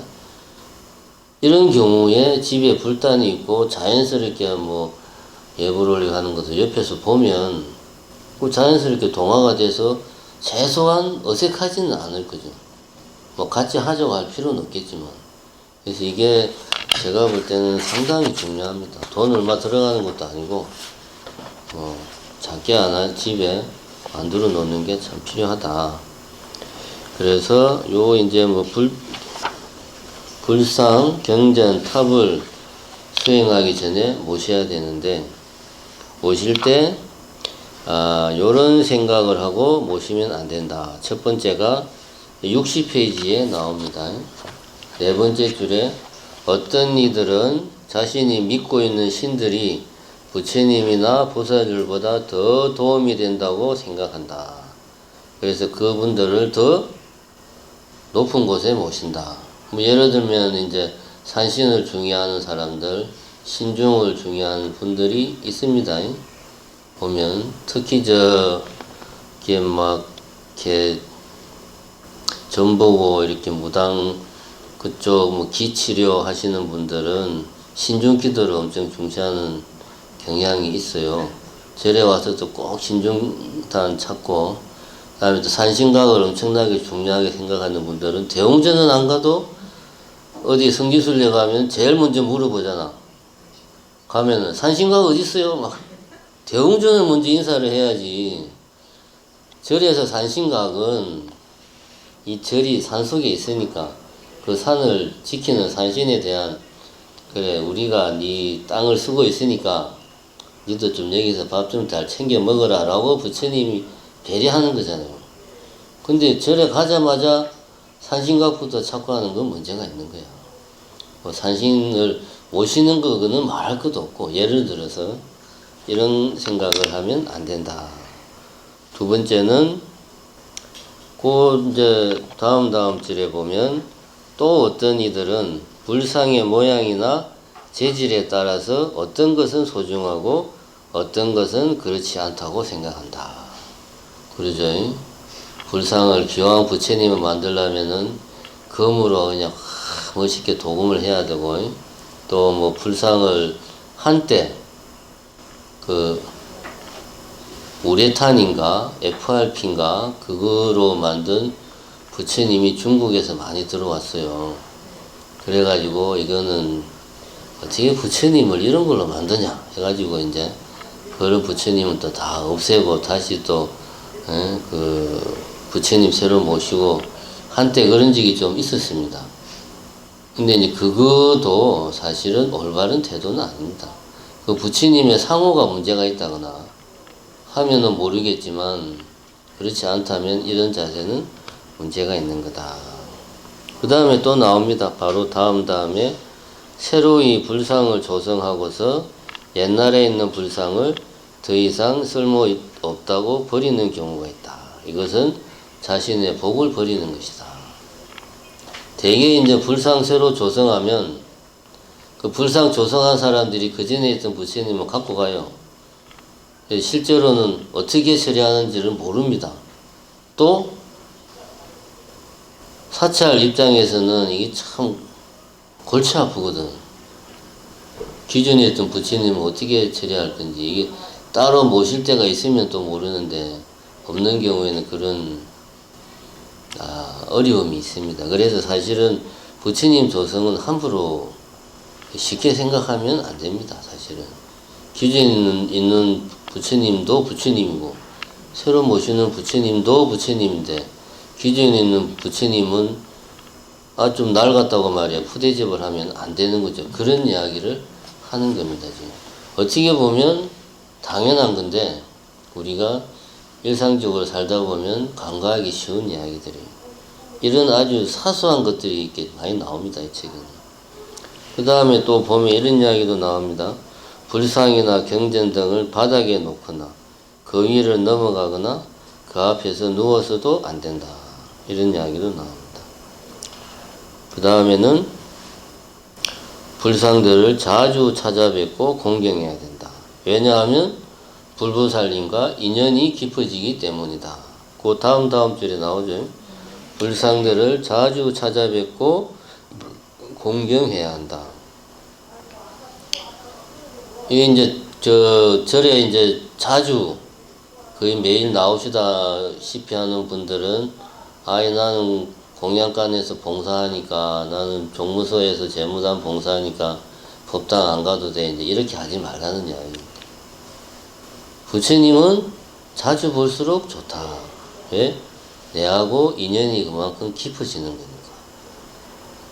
이런 생각을 마음속으로 가지라는 겁니다. 이거 어떻게 보면 참 별거 아닌 이야기 같은데 이거를 일상에서 실천하는 거는 쉬운 일이 아니에요. 예를 들면 내가 정심에 봉사를 한다. 시간이 얼마 없네. 그럼 빨리 공약관 가야지. 막 일하는 거예요. 이게 자연스러운 현실입니다. 나쁘다고 할 수 없어요. 봉사 열심히 하는 게 얼마나 좋아. 여기서 좀 더 한 걸음 나가서 항상 마음속에 이런 생각들을 의식을 하라는 거지. 내가 부처님하고 한 번이라도 더 눈을 맞추면 그만큼 인연이 깊어지는 거다. 이런 걸 항상 의식을 하는 거죠. 의식을 항상. 그런 이야기입니다. 이게 다 나오는 이야기들이. 그래서 사리자 불의 전생 이야기도 나오고 그 다음에 그럽니다. 그 다음에 수행의 기본은 첫 번째는 공양을 잘 하는 것, 두 번째는 명상을 할 때는 어떤 자세로 명상을 하라 하는 이야기. 자, 공양은 61페이지, 공양은 어떻게 올리는가 하는 이야기가 61페이지부터 나오고, 명상은 어떻게 하는가 하는 것은 65페이지에 나오고, 그 다음에 67페이지는 수행의 동기가 중요하다. 결과보다는 동기가 중요하다. 이 부분은 좀 많은 생각이 필요한 내용이긴 합니다. 세 번째. 이렇게 세 가지 수행의 기본에 대해서 설명하고 있습니다. 제가 계속 이야기하는데, 보리도 차제로는, 이거는 말 그대로 보리도 차제론의 입문서예요. 그래서 내용이 상당히 드라이합니다. 람님이나 보리도 차제, 양론 이런 거 보면 내용도 많고 복잡하고 막 그래요. 그렇기 때문에 이런 걸 볼 때는 내가 지금 어느 부분을 보고 있는가 항상 염두에 두고 봐야 돼요. 목차가 복잡해요. 지금 우리가 하는 것은 수행의 기본입니다. 공양, 명상, 동기. 공양은 어떻게 올리느냐, 명상하는 자세는 어떻게 해야 되느냐, 수행의 동기가 중요하다. 그런 이야기를 지금 하고 있는 겁니다. 공양 부분을 한번 봅시다. 자, 62페이지. 62페이지에 보면 제일 끝에 달라 속가의 사람일지라도 찾았습니까? 네. 속가의 사람일지라도 다른 일을 속여서 얻은 돈, 도둑질로 얻은 돈, 매우 나쁜 일로 얻은 돈으로 공양해서는 안 된다. 왜? 공양을 올리는 이유는 부처님이나 보살님들을 기쁘게 하기 위해서인데, 그런 돈으로 공양을 올리면 불보살님이 기뻐하겠냐, 이런 이야기죠. 자, 이 이야기를 우리가 어떻게 해석을 해야 될까요? 첫 번째는 액면 그대로 내가 정당하게 떳떳하게 번 돈을 공양 올려야 된다. 그런 이야기죠. 이거는 당연한 이야기입니다. 근데 이렇게 이야기를 하면 나는 술집 하는데 공양을 나는 못 올리겠네. 왜냐 부처님이 술 마시지 말라고 했는데 나는 남들한테 술을 이게 남들이 계율을 어겨야 돈을 버는 거야 나는. 그죠? 그렇잖아. 내지는 나는 정유증 사장이야. 살생을 해야 돈을 벌어. 이런 돈으로 공양을 하면 안 되겠네. 나는 산부인과 의사야. 하루에도 몇 번씩 낙태 수술을 해. 이거는 100% 살인입니다. 이거는. 이런 돈으로 공양을 올리면 안 되는 거죠. 이런 이야기입니다. 첫 번째는. 그래서 가능하면 이런 직업에 종사를 안 하는 게 좋습니다. 왜냐하면 우리나라는 불교 국가가 아니에요. 우리나라가 부탄 같은 불교 국가면 아예 도축 자체를 부탄은 그 나라 안에서 안 해요. 나라 안에서 안 하고 그 옆에 네팔이나 다른 나라에서 수입을 해. 우리나라에서는 살생을 할 수 없다. 우리는 불교 국가가 아니기 때문에 그렇게 할 수 없거든. 그래서 가능하면 내가 이런 직종에는 종사를 안 하는 게 좋다. 첫 번째는 그렇게 하고, 두 번째 우리가 이거를 어떻게 해석을 해야 되느냐.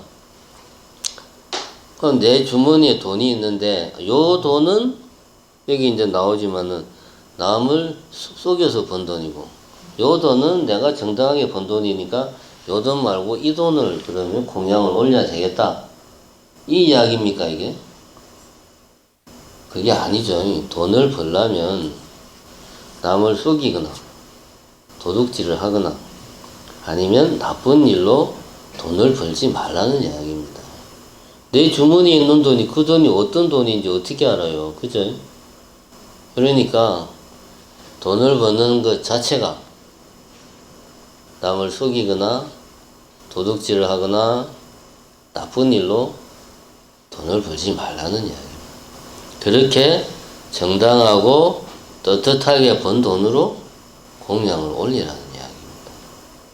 이렇게 공양만 내가 제대로 올리려고 해도 나는 어쩔 수 없이 사회생활을 반듯하게 할 수밖에 없는 거예요. 옆에 주무시는 사람이 좀 깨워주십시오. 지금 막 졸리려고 막 그러는데 정신을 딱 차리고. 자, 그 다음에 63페이지에 보면 공양을 올릴 때 첫 번째 줄, 다른 이들이 자신을 대단하다고 말해주기를 바라거나 아름답고 착하게 봐주기를 바라거나 참 좋은 일이라고 말하기를 바라는 마음으로 공양해서는 안 된다. 이게 무주상 보시를 하라는 그런 말이죠. 이게 보면. 그 다음에 또 두 줄 밑으로 내려가면 오래 살기를 바라거나 병이 낫기를 바라는 등 자신만을 위하는 생각으로 공양을 올리는 것도 공덕이 될 수 없다. 이렇게 또 이야기를 하고, 제일 밑에 내려가면 이렇게 자기만 잘 살고 다음에 좋은 곳에 태어나게 해달라고 공양해서는 안 되며 일체 중생이 깨달을 수 있기를 바라는 자비심으로 공양해야 된다.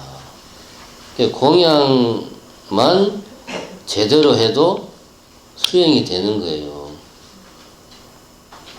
공양미 하나를 올리면서도 앞에서 나온 이렇게 남을 의식하거나 자랑하는 마음이나 이런 생각을 내가 내는지 안 내는지를 내 자신을 봐야 돼.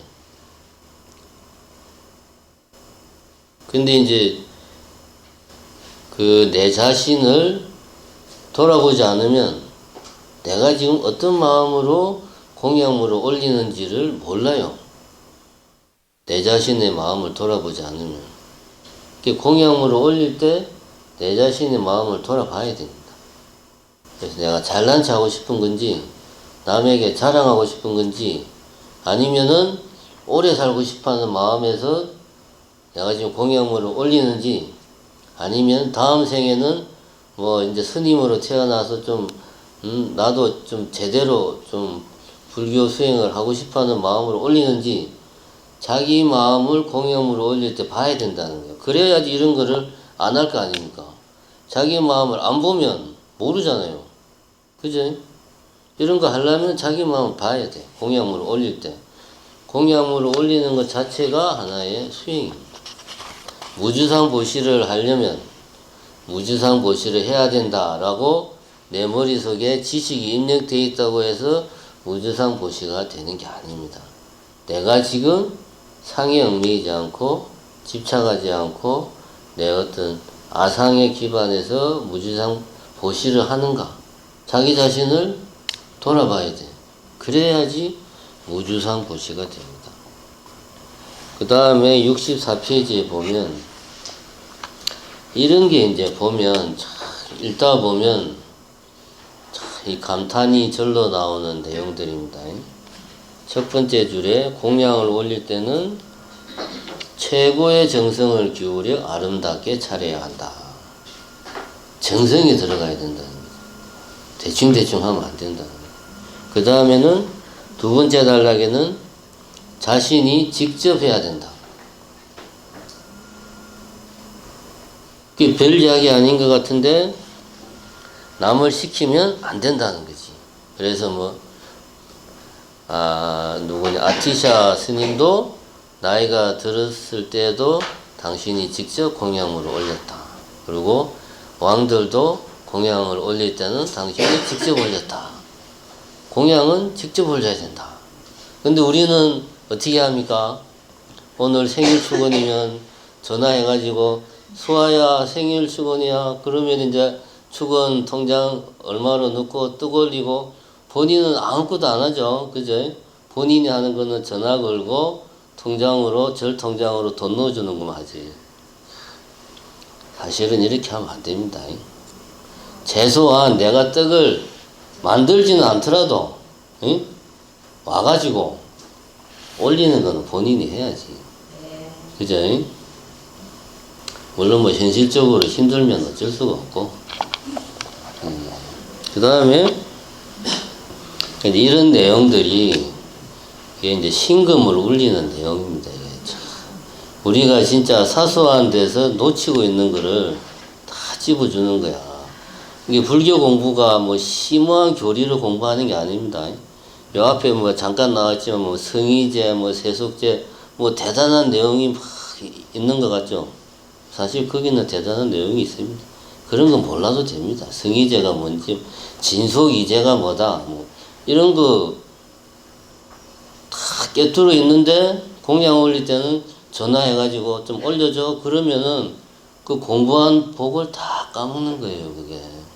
그런 이야기를 이 책에서 하고 있는 겁니다. 다음에 이제 마지막 단락에 보면 공양을 올릴 때 공양물 중에 좋은 것은 자기가 먹고 나쁜 것은 올리는 것은 자기 복을 스스로 내팽개치는 것과 같다. 그죠? 이것도 누가 설마 이렇게 할까 하지만 양심에 찔릴 때가 있습니다. 남 줄 때 기왕이면은 좋은 거는 내가 챙기고 덜 좋은 건 주고 싶은 게 사람 마음이에요. 그런 마음을 콕 집어서 하는 겁니다. 다음에 이제 명상에 대해서 봅시다. 명상 앉는 방법에는 7가지가 있다. 이렇게 이야기가 나옵니다. 뒤는 조금 높고 앞은 조금 낮게 해야 된다. 이거는 다 아는 이야기고, 이렇게 안 해도 되는데 이제 좌식이 습관이 안 된 사람들은 이 뒤에를 조금 높여서 앉는 게 좋습니다. 이거 이제 이 선방에서의 전문 용어로 쓰면은 뒷자복을 놓고 서라는 그런 이야기입니다. 뒷자복이 뭔지 모르는 사람들은 뒷자복이 뭔지 압니까? 뭔지 모르는 분들은 보살선방에 한 번도 안 가본 분들이다. 광주에는 보살선방이 있어요, 근데? 광주에 그런 거 없지. 그러니까 모르지. 그 다음에 방석 밑에는 석회로 만자를 그리되 오른쪽으로 돌게 하라. 이거는 우리나라에서는 안 합니다. 우리나라는 좌식 문화고 방바닥에서 생활하는 문화잖아요. 이렇게는 안 하고, 아마 티벳에서는 이렇게 하는지 안 하는지 제가 안 가봐서 모르겠습니다. 다음에 세 번째로, 람바라는 풀과 꾸샤라는 풀의 머리를 앞쪽으로 놓아라. 이것도 우리나라에서는 안 합니다. 그냥 이런 게 있는가 보다 알고만 있으면 됩니다. 중요한 거는 그 66페이지에 보면 비로자나 칠법이라고 하는 게 있습니다. 66페이지 제일 밑에 줄에 이것을 비로자나 칠법이라고 한다. 그 내용이 두 번째 단락 내용입니다. 명상을 하기 위해서 자리에 앉을 때는 찾았어요? 네. 그 내용이 비로자나 칠법입니다. 다리는 어떻게 하고, 손은 어떻게 하고, 등은 어떻게 하고, 혀는 어떻게 하고, 머리는 어떻게 하고, 눈은 어떻게 해라. 이런 이야기가 나오는데, 요거대로 하려고 신경 쓰면 자선을 못합니다. 초보자들은. 그러면은 뭔가 하나만 바로 잡으면 이 7가지가 자동적으로 돼요. 그게 뭐냐? 이건 내가 쉽게 가르쳐 주면 안 되지. 내가 몇 년을 선방에서 고생해서 얻은 노하우인데, 그죠? 이거는 제가 다음에 정심사에서 참선반을 뿌리면 제가 참선반, 상급반들한테만 가르쳐 드리겠습니다. 한 가지만 지키면 나머지는 자동으로 돼요. 나머지는. 굳이 이 내용대로 하려고 하면 온몸이 다 아파.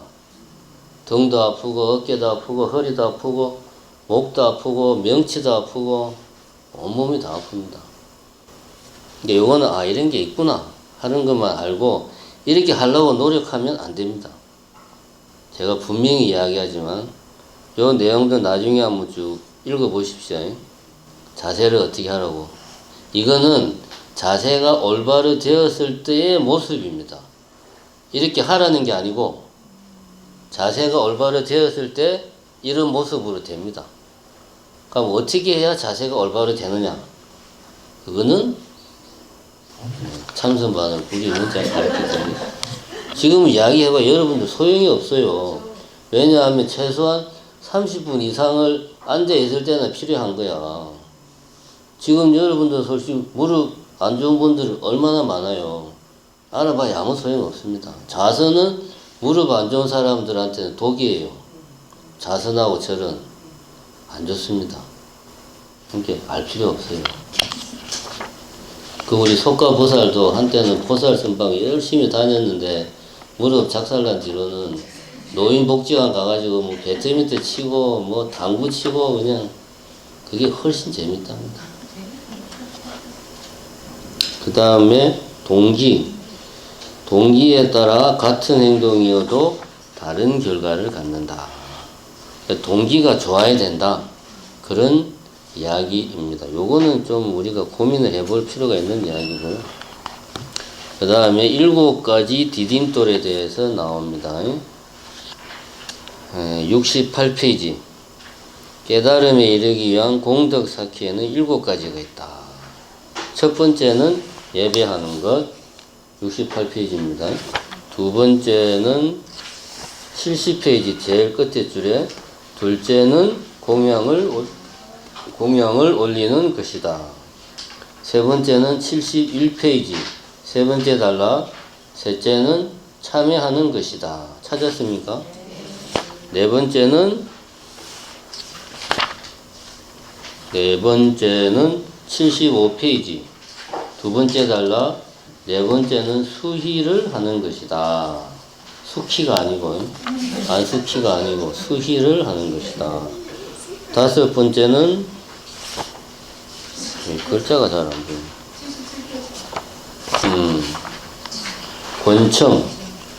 권청을 하는 것이다. 77페이지 셋째 단락. 그죠? 여섯 번째는 78페이지 오래 머물러 달라고 부처님께 간청하는 것이다. 일곱 번째는 그 다음에 기원을 하는 것이다. 이렇게 7가지 디딤돌이 나와 있습니다. 이거를 처음부터 그냥 쭉 읽어 나가면은 7가지가 뭔지가 보다 보면 헷갈려요. 그러니까 먼저 이렇게 7가지가 뭐지? 한 번짝 확인해보고 나서 하나씩 보는 게 좋습니다. 공덕 쌓기에는 7가지가 있는, 첫 번째는 예배하는 것입니다. 예배하는 것.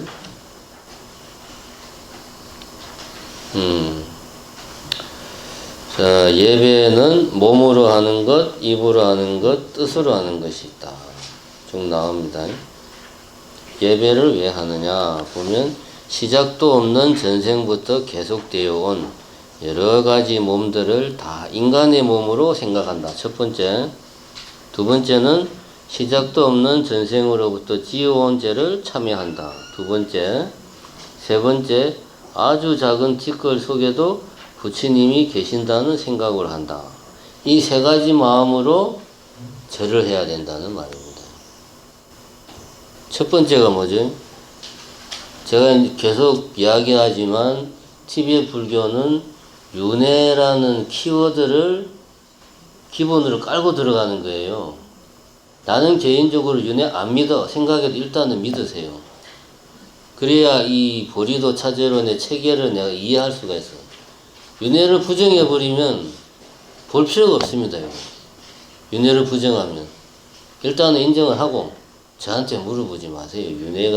윤회를 하냐 안 하냐 물어보면 저도 할 말이 없습니다. 왜냐하면 내가 윤회하는 걸 본 적이 없으니까. 어쨌든 첫 번째는 내가 그 전생에 항상 인간이었다는 보장이 없죠. 벌레였을 수도 있고 나무였을 수도 있고 뭐 지렁이였을 수도 있고 사자였을 수도 있고 뱀이었을 수도 있어요. 근데 여기서 뭐라 그럽니까? 모든 전생의 몸이 다 인간이었다라고 생각하라 이겁니다. 그러니까 그만큼 내 모든 삶이 다 소중하다. 내 모든 삶이랑 지금의 생이 아니고 내 전생 뱀으로 살았던 시절의 나, 응? 그 전생 미토콘드리아로 살던 시절의 나, 이 다 포함하는 거예요. 그 모든 삶을 다 소중히 여기는 마음으로 절을 하고, 두 번째는 지금 생에서 지은 죄만 참여하지 말고 전생, 그 전생의 죄를 다 참여한다는 마음으로 절을 하고,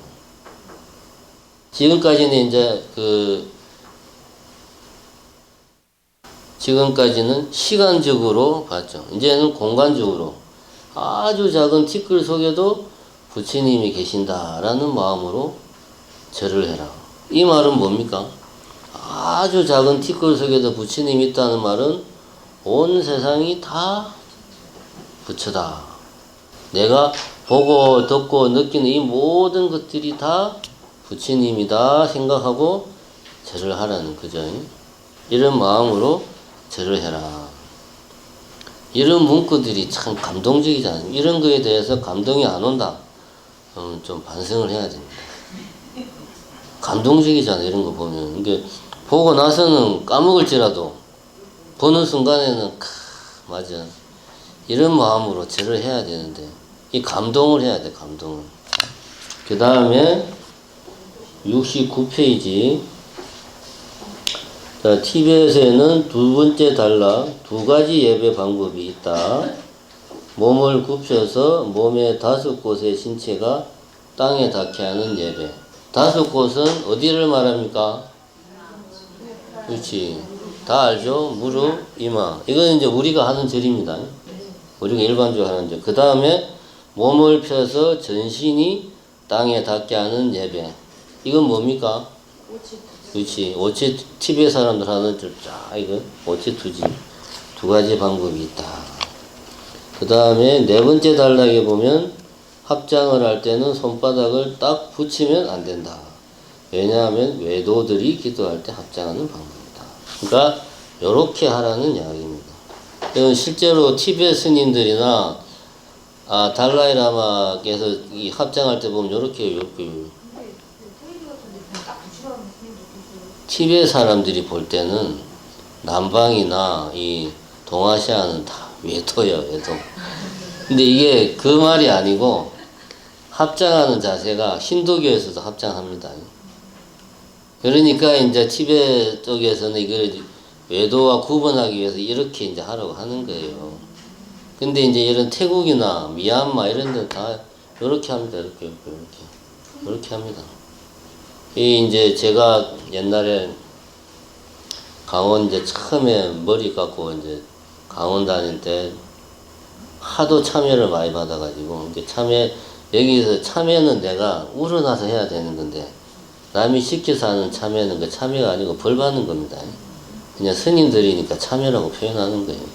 하도 참여를 많이 받아가지고 이제 밤에 이제 자기 전에 스님들이 큰 방에 다 모여가지고 이제 그날 있었던 일을 보고하고 막 그래.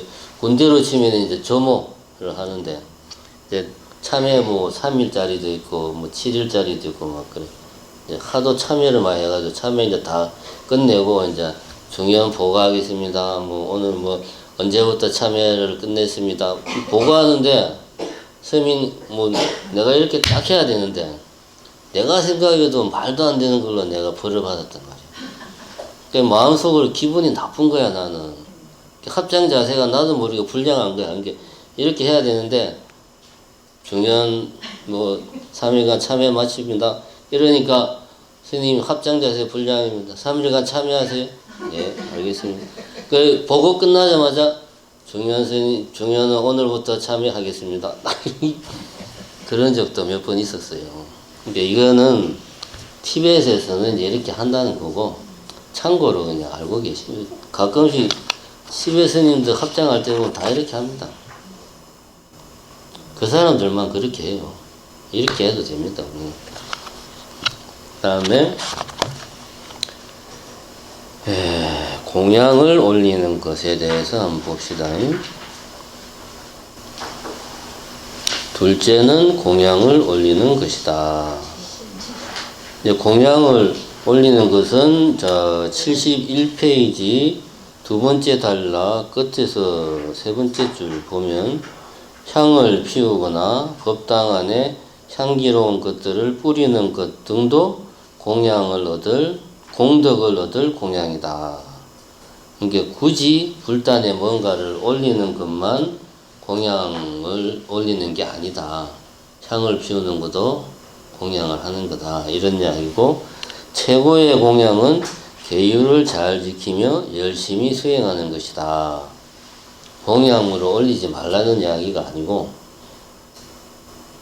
공양을 올리는 사람이 공양물은 정성스럽게 올리는데 계율을 지키지 않고 평소에 수행을 안 하면은 그 공양물의 공덕이 얼마나 되겠냐 이거지. 그런 이야기를 하고 있는 거죠. 그리고 내가 평소에 계율을 지키고 수행을 할 때 내 자신을 위해서 수행을 하는 게 아니고 내 자신이 마치 부처님께 올리는 공양물이다. 이런 마음으로 내 자신이 계율을 지키고 수행을 하라는 겁니다. 내 자신을 위해서 수행을 하지 말라는 거죠. 공양을 올리는 마음으로. 부처님께 올리는 공양물은 청정하고 깨끗한 그런 게 돼야 되잖아요. 근데 내가 계율도 안 지키고 그러면 내가 공양물이다 생각하면 이건 이런 공양물을 올리면 안 되지. 그러니까 계율을 지키고 수행하는 것도 공양을 올리는 거다. 이런 이야기입니다. 그 다음에 참여하는 것이다. 요거는 우리가 좀 참여와 죄에 대해서는 좀 한번 짚어보고 가야 될 사안이기 때문에 읽어보겠습니다. 셋째는 참여하는 것이다. 전생과 이생에서도 깨닫지 못하고 조금의 지혜마저 잃게 되는 것은 탐진치 삼독에 의한 죄 때문인데 이런 것들을 싫어하여 없애고자 한다면 참여를 해야 된다. 이제 우리가 상식적으로 알고 있는 죄를 지었다.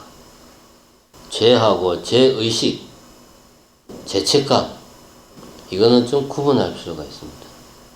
기독교나 우리나라 이제 법 체계에서 말하는 죄를 지금 여기서 말하는 게 아닙니다. 그래서 죄와 죄의식은 좀 분리해서 생각을 하자라는 겁니다. 불교에서 말하는 죄는 제 의식을 필연적으로 수반하는 그런 게 아니에요. 여기에도 나와 있잖아. 탐진치 삼독으로 인해서 하게 되는 행동. 그게 죄입니다. 다른 거 아니에요.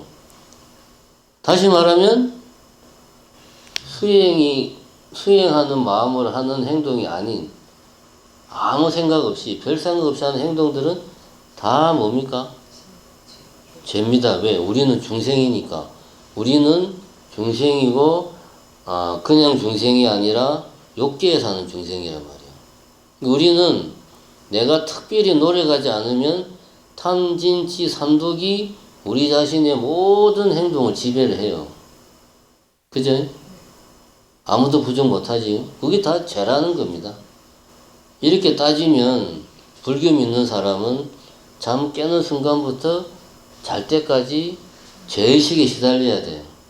그죠? 그럼 어떻게 살아요, 우리가? 살 수가 없지.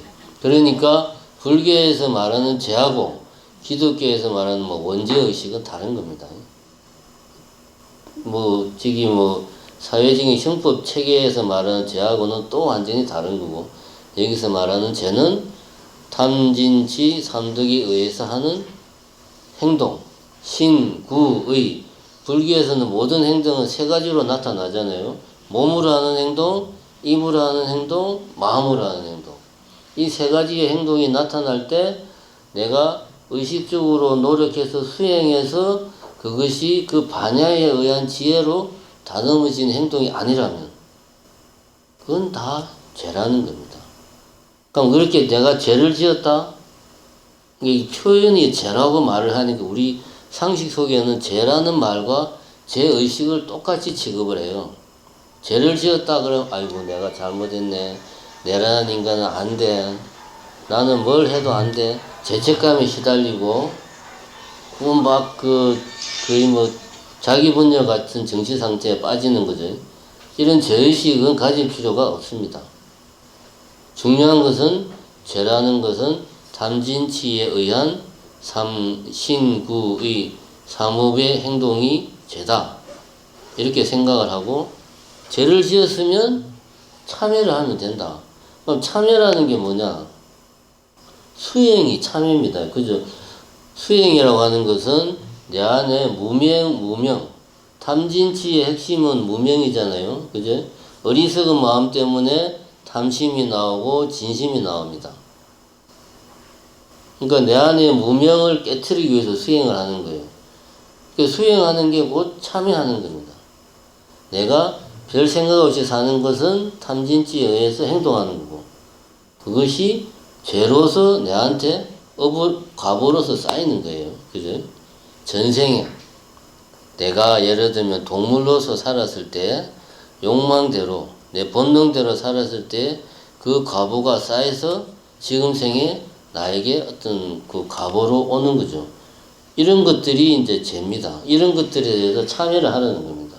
지금 생에 내가 탐진치에 의해서 지은 그 업에 대한 것들만 참여하라는 게 아니고, 내 전생, 내가 다람쥐로 살 때, 내가 고양이로 살 때, 내가 염소로 살 때, 내가 범한 죄를 지었다라는 표현은 자꾸 우리들 상식 속에는 죄의식으로 바로 연결되기 때문에 내가 범한 그런 탐진치 삼업에 의한 행동들을 참여하라는 겁니다. 그러니까 참여가 곧 뭐다? 수행이다. 죄는 죄의식으로 연결시킬 필요가 없다. 불교에서는 탐진치 삼업에 의해서 하는 행동들이 죄다. 기독교에서 말하는 원죄의식 이런 거하고는 완전히 다른 거다. 중생은 탐진치 삼업에 의해서 행동할 수밖에 없어요. 그러니까 참여를 많이 해야 됩니다.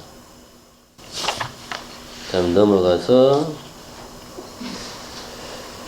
자, 그래서 73페이지에 보면 두 번째 단락, 죄 지은 것을 겁내고만 있으면 자신에게 아무런 도움이 되지 않는다. 제가 지금까지 이야기를 했죠. 죄하고 불교에서 말하는 죄하고 우리가 상식적으로 내가 마음으로 느끼는 저의식 분리를 해야 된다. 내가 말로 저의식 하니까 그냥 별 생각 없이 막 듣는데, 예를 들어서 남편 몰래 내가 지금 바람을 피고 있어. 근데 텔레비 드라마를 보고 있는데 드라마 여주인공이 바람을 피는 거야. 남편이랑 같이 보고 있어. 그때 내가 마음속으로 드는 생각이 뭡니까? 그런 게 제의식이 얼마나 찔리겠어요. 내가 죽이려니 이러는 게 아닌데 나 원래 이런 사람이 아니었는데 내가 어쩌다가 이렇게 됐지. 근데 그걸 표정으로 드러내면 안 되잖아. 남편이 알면 안 되지. 겉으로는 아무렇지도 않게 보는데 속에서는 지금 오만 그냥 천둥 폭풍이 치고 있는 거예요. 이런 저의식과 불교에서 말하는 죄를 연결시키지 말라는 겁니다. 불교에서는 이게 뭡니까? 이런 저의식이 그냥 번뇌예요. 번뇌. 자책감. 자책감은 아상의 다른 표현입니다. 아상. 내가 있다는 생각의 다른 표현이에요. 분리해야 됩니다.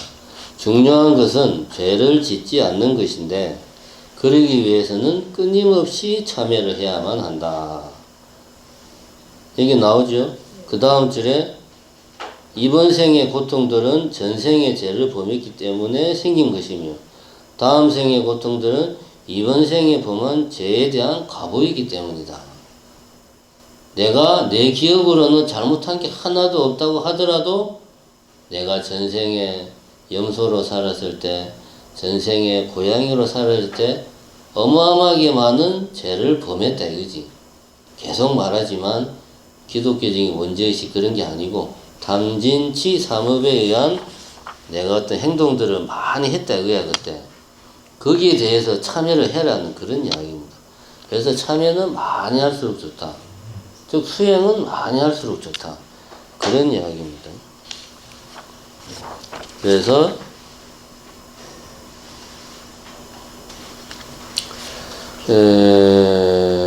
보면은 75페이지 네 번째 줄에 보면 열애의 이름을 부르고 진언을 외우고 경을 읽고 공성에 대해서 수행하고, 공성이라고 하는 것은 공을 말하는 거예요. 공의 성질.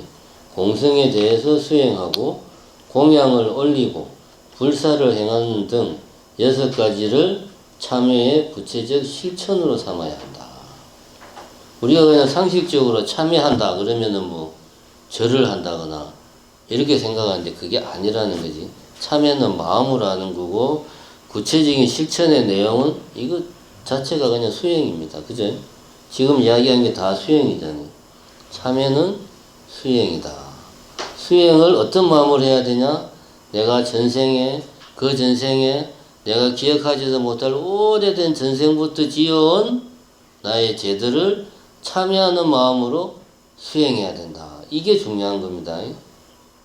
나는 정말 죄 많은 여자야. 이런 생각하면서 인간이 이렇게 살면 안 되지. 이렇게 생각하면서 참여하라는 게 아니라는 겁니다. 뭔 이야기인지 알겠죠? 이 죄라는 말과 참여라는 표현이 가지는 그 상식적인 생각에 상식적인 생각을 깰 필요가 있다는 겁니다. 내 말은. 그 다음에 네 번째는 수의를 하는 것이다. 수의는 기뻐하는 마음이다. 나와 있죠. 기뻐하는 마음. 그래서 그 두 번째 단락 끝에 보면 몸과 입을 사용하지 않고도 많은 공덕을 쌓을 수 있는 것이다. 이게 사실은 쉬운 게 아닙니다. 남이 어떤 다른 보살이 어떤 뭐 좋은 공양물을 올리고 그러면 옆에서 보고 말은 안 하지만 속으로 질투하고 배아파하지 말고 순수한 마음으로 그것을 기뻐하고 찬탄하라는 그런 말입니다.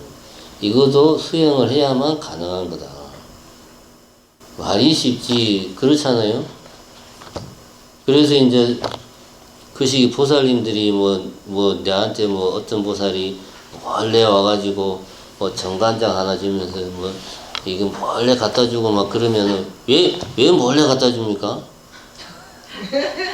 다른 보살들이 알면 말이 돈다 이거지. 질투한다고. 아이 주지 스님한테 그런 공양물을 올리면 다른 보살들이 찬탄을 해야 될 거 아니야. 우리 주지 스님 건강하시라고 저 보살님이 아 이거 좋은 거를 공양을 했네. 박수 쳐야 되는데 질투하면 안 되지. 또 질투할 거라고 생각하는 그 생각이 이면에는 뭐가 있습니까? 나는 다른 보살들보다 더 주지 스님을 많이 생각하는 훌륭한 신도야 라는 또 그런 생각이 또 마음속에 있는 거예요. 똑같습니다. 그 생각이나 내가 볼 때는 저야 뭐 어차피 뭐 주니까 좋지. 저는 뭐 많이 주면 좋습니다. 어쨌든 여기서 이제 수의한다는 것은 내가 하든 남이 하든 순수한 마음으로 기뻐하라는 겁니다. 남이 공양을 올리는 것에 대해서. 그러니까 주지스님한테 뭐 공양할 때는 떳떳하게 하세요. 네. 그래야 나도 편합니다. 뭐 그냥 하나 받으면서도 눈치 봐야 되고. 아 참. 그 다음에 5번째 77페이지 권청. 권청은 가르침을 베풀어 주기를 간청하는 것이다. 이건 뭐 당연한 이야기죠. 6번째는 오래 이 세상에 머물러 주기를 간청하는 것이다. 7번째는 78페이지입니다. 기원을 하는 것이다. 동기와 기원은 수행의 처음과 끝이다. 이런 말이 있습니다. 그 다음 단락을 보면 덕행은 말과 같고 기원은 말 곱비와 같아서 덕행이 있으면서도 기원하지 않으면 말을 갖고서도 곱비가 없어 말을 타지 못하는 것과 같다. 기원의 공덕은 깨달음의 미끄럼이다. 한 방울의 물이 바다에 떨어뜨리면 바닷물이 다 없어지지 않는 한 그 물도 없어지지 않듯이 공덕도 그와 같아서 모든 중생들이 깨달음을 얻을 때까지 없어지지 않는다. 요 이야기에서 이 비유, 덕행은 말과 같고 기원은 말고피와 같다. 말고피가 뭡니까? 말 옆에 이렇게 되어 있는 거잖아. 이게 말고피가 있어야 말 가자 딱 하면 말이 가고 서 하면 서고 왼쪽으로 하면 왼쪽으로 하고 오른쪽으로 하고 차로 치면 핸들 같은 거죠. 핸들하고 브레이크. 핸들하고 브레이크가 없으면 차를 운전할 수 있어요? 못 하잖아요. 그죠? 기원이라고 하는 것은 우리가 수행을 할 때 기원이 없으면, 서원이 없으면 내가 바라는 바, 모든 중생을 깨달음으로 다, 모든 중생을 다 이 부처되게 하겠다라고 하는 그런 큰 서원이 없으면 수행을 하는데, 이 수행이라는 그 말, 덕행은 하나의 이제 행동이잖아요. 수행이라는 말이 지 알아서 막 가는 거야, 그냥. 일로 갔다가, 절로 갔다가, 가다가 맛있는 풀이 있으면 서서 풀 먹고, 그죠? 졸리면 자버리고, 말 고삐가 없으면 그 말은 소용이 없는 거예요. 우리가 수행을 하거나 일상생활에 불자로서 생활할 때 이런 말고삐 역할을 하는 게 기원이고 서원이다. 뭐냐? 나는 기필코 깨달음을 얻어서 모든 중생들을 제도하겠다. 그러니까 내 자신을 위해서 수행하지 않겠다. 나의 이익을 위해서 기도하지 않겠다. 모든 중생들, 살아있는 모든 중생들을 위해서 내가 수행을 하겠다. 수행은 기도, 참선, 명상, 절 다 포함되죠. 불사, 공양, 보시 모든 게 다 수행입니다. 그런 기원이 이 수행을 올바른 길로 가게 한다. 이 아주 적절한 비유입니다. 말고비. 그죠? 그래서 이제 서원이 중요하다고 항상 그렇게 이야기를 하는 겁니다.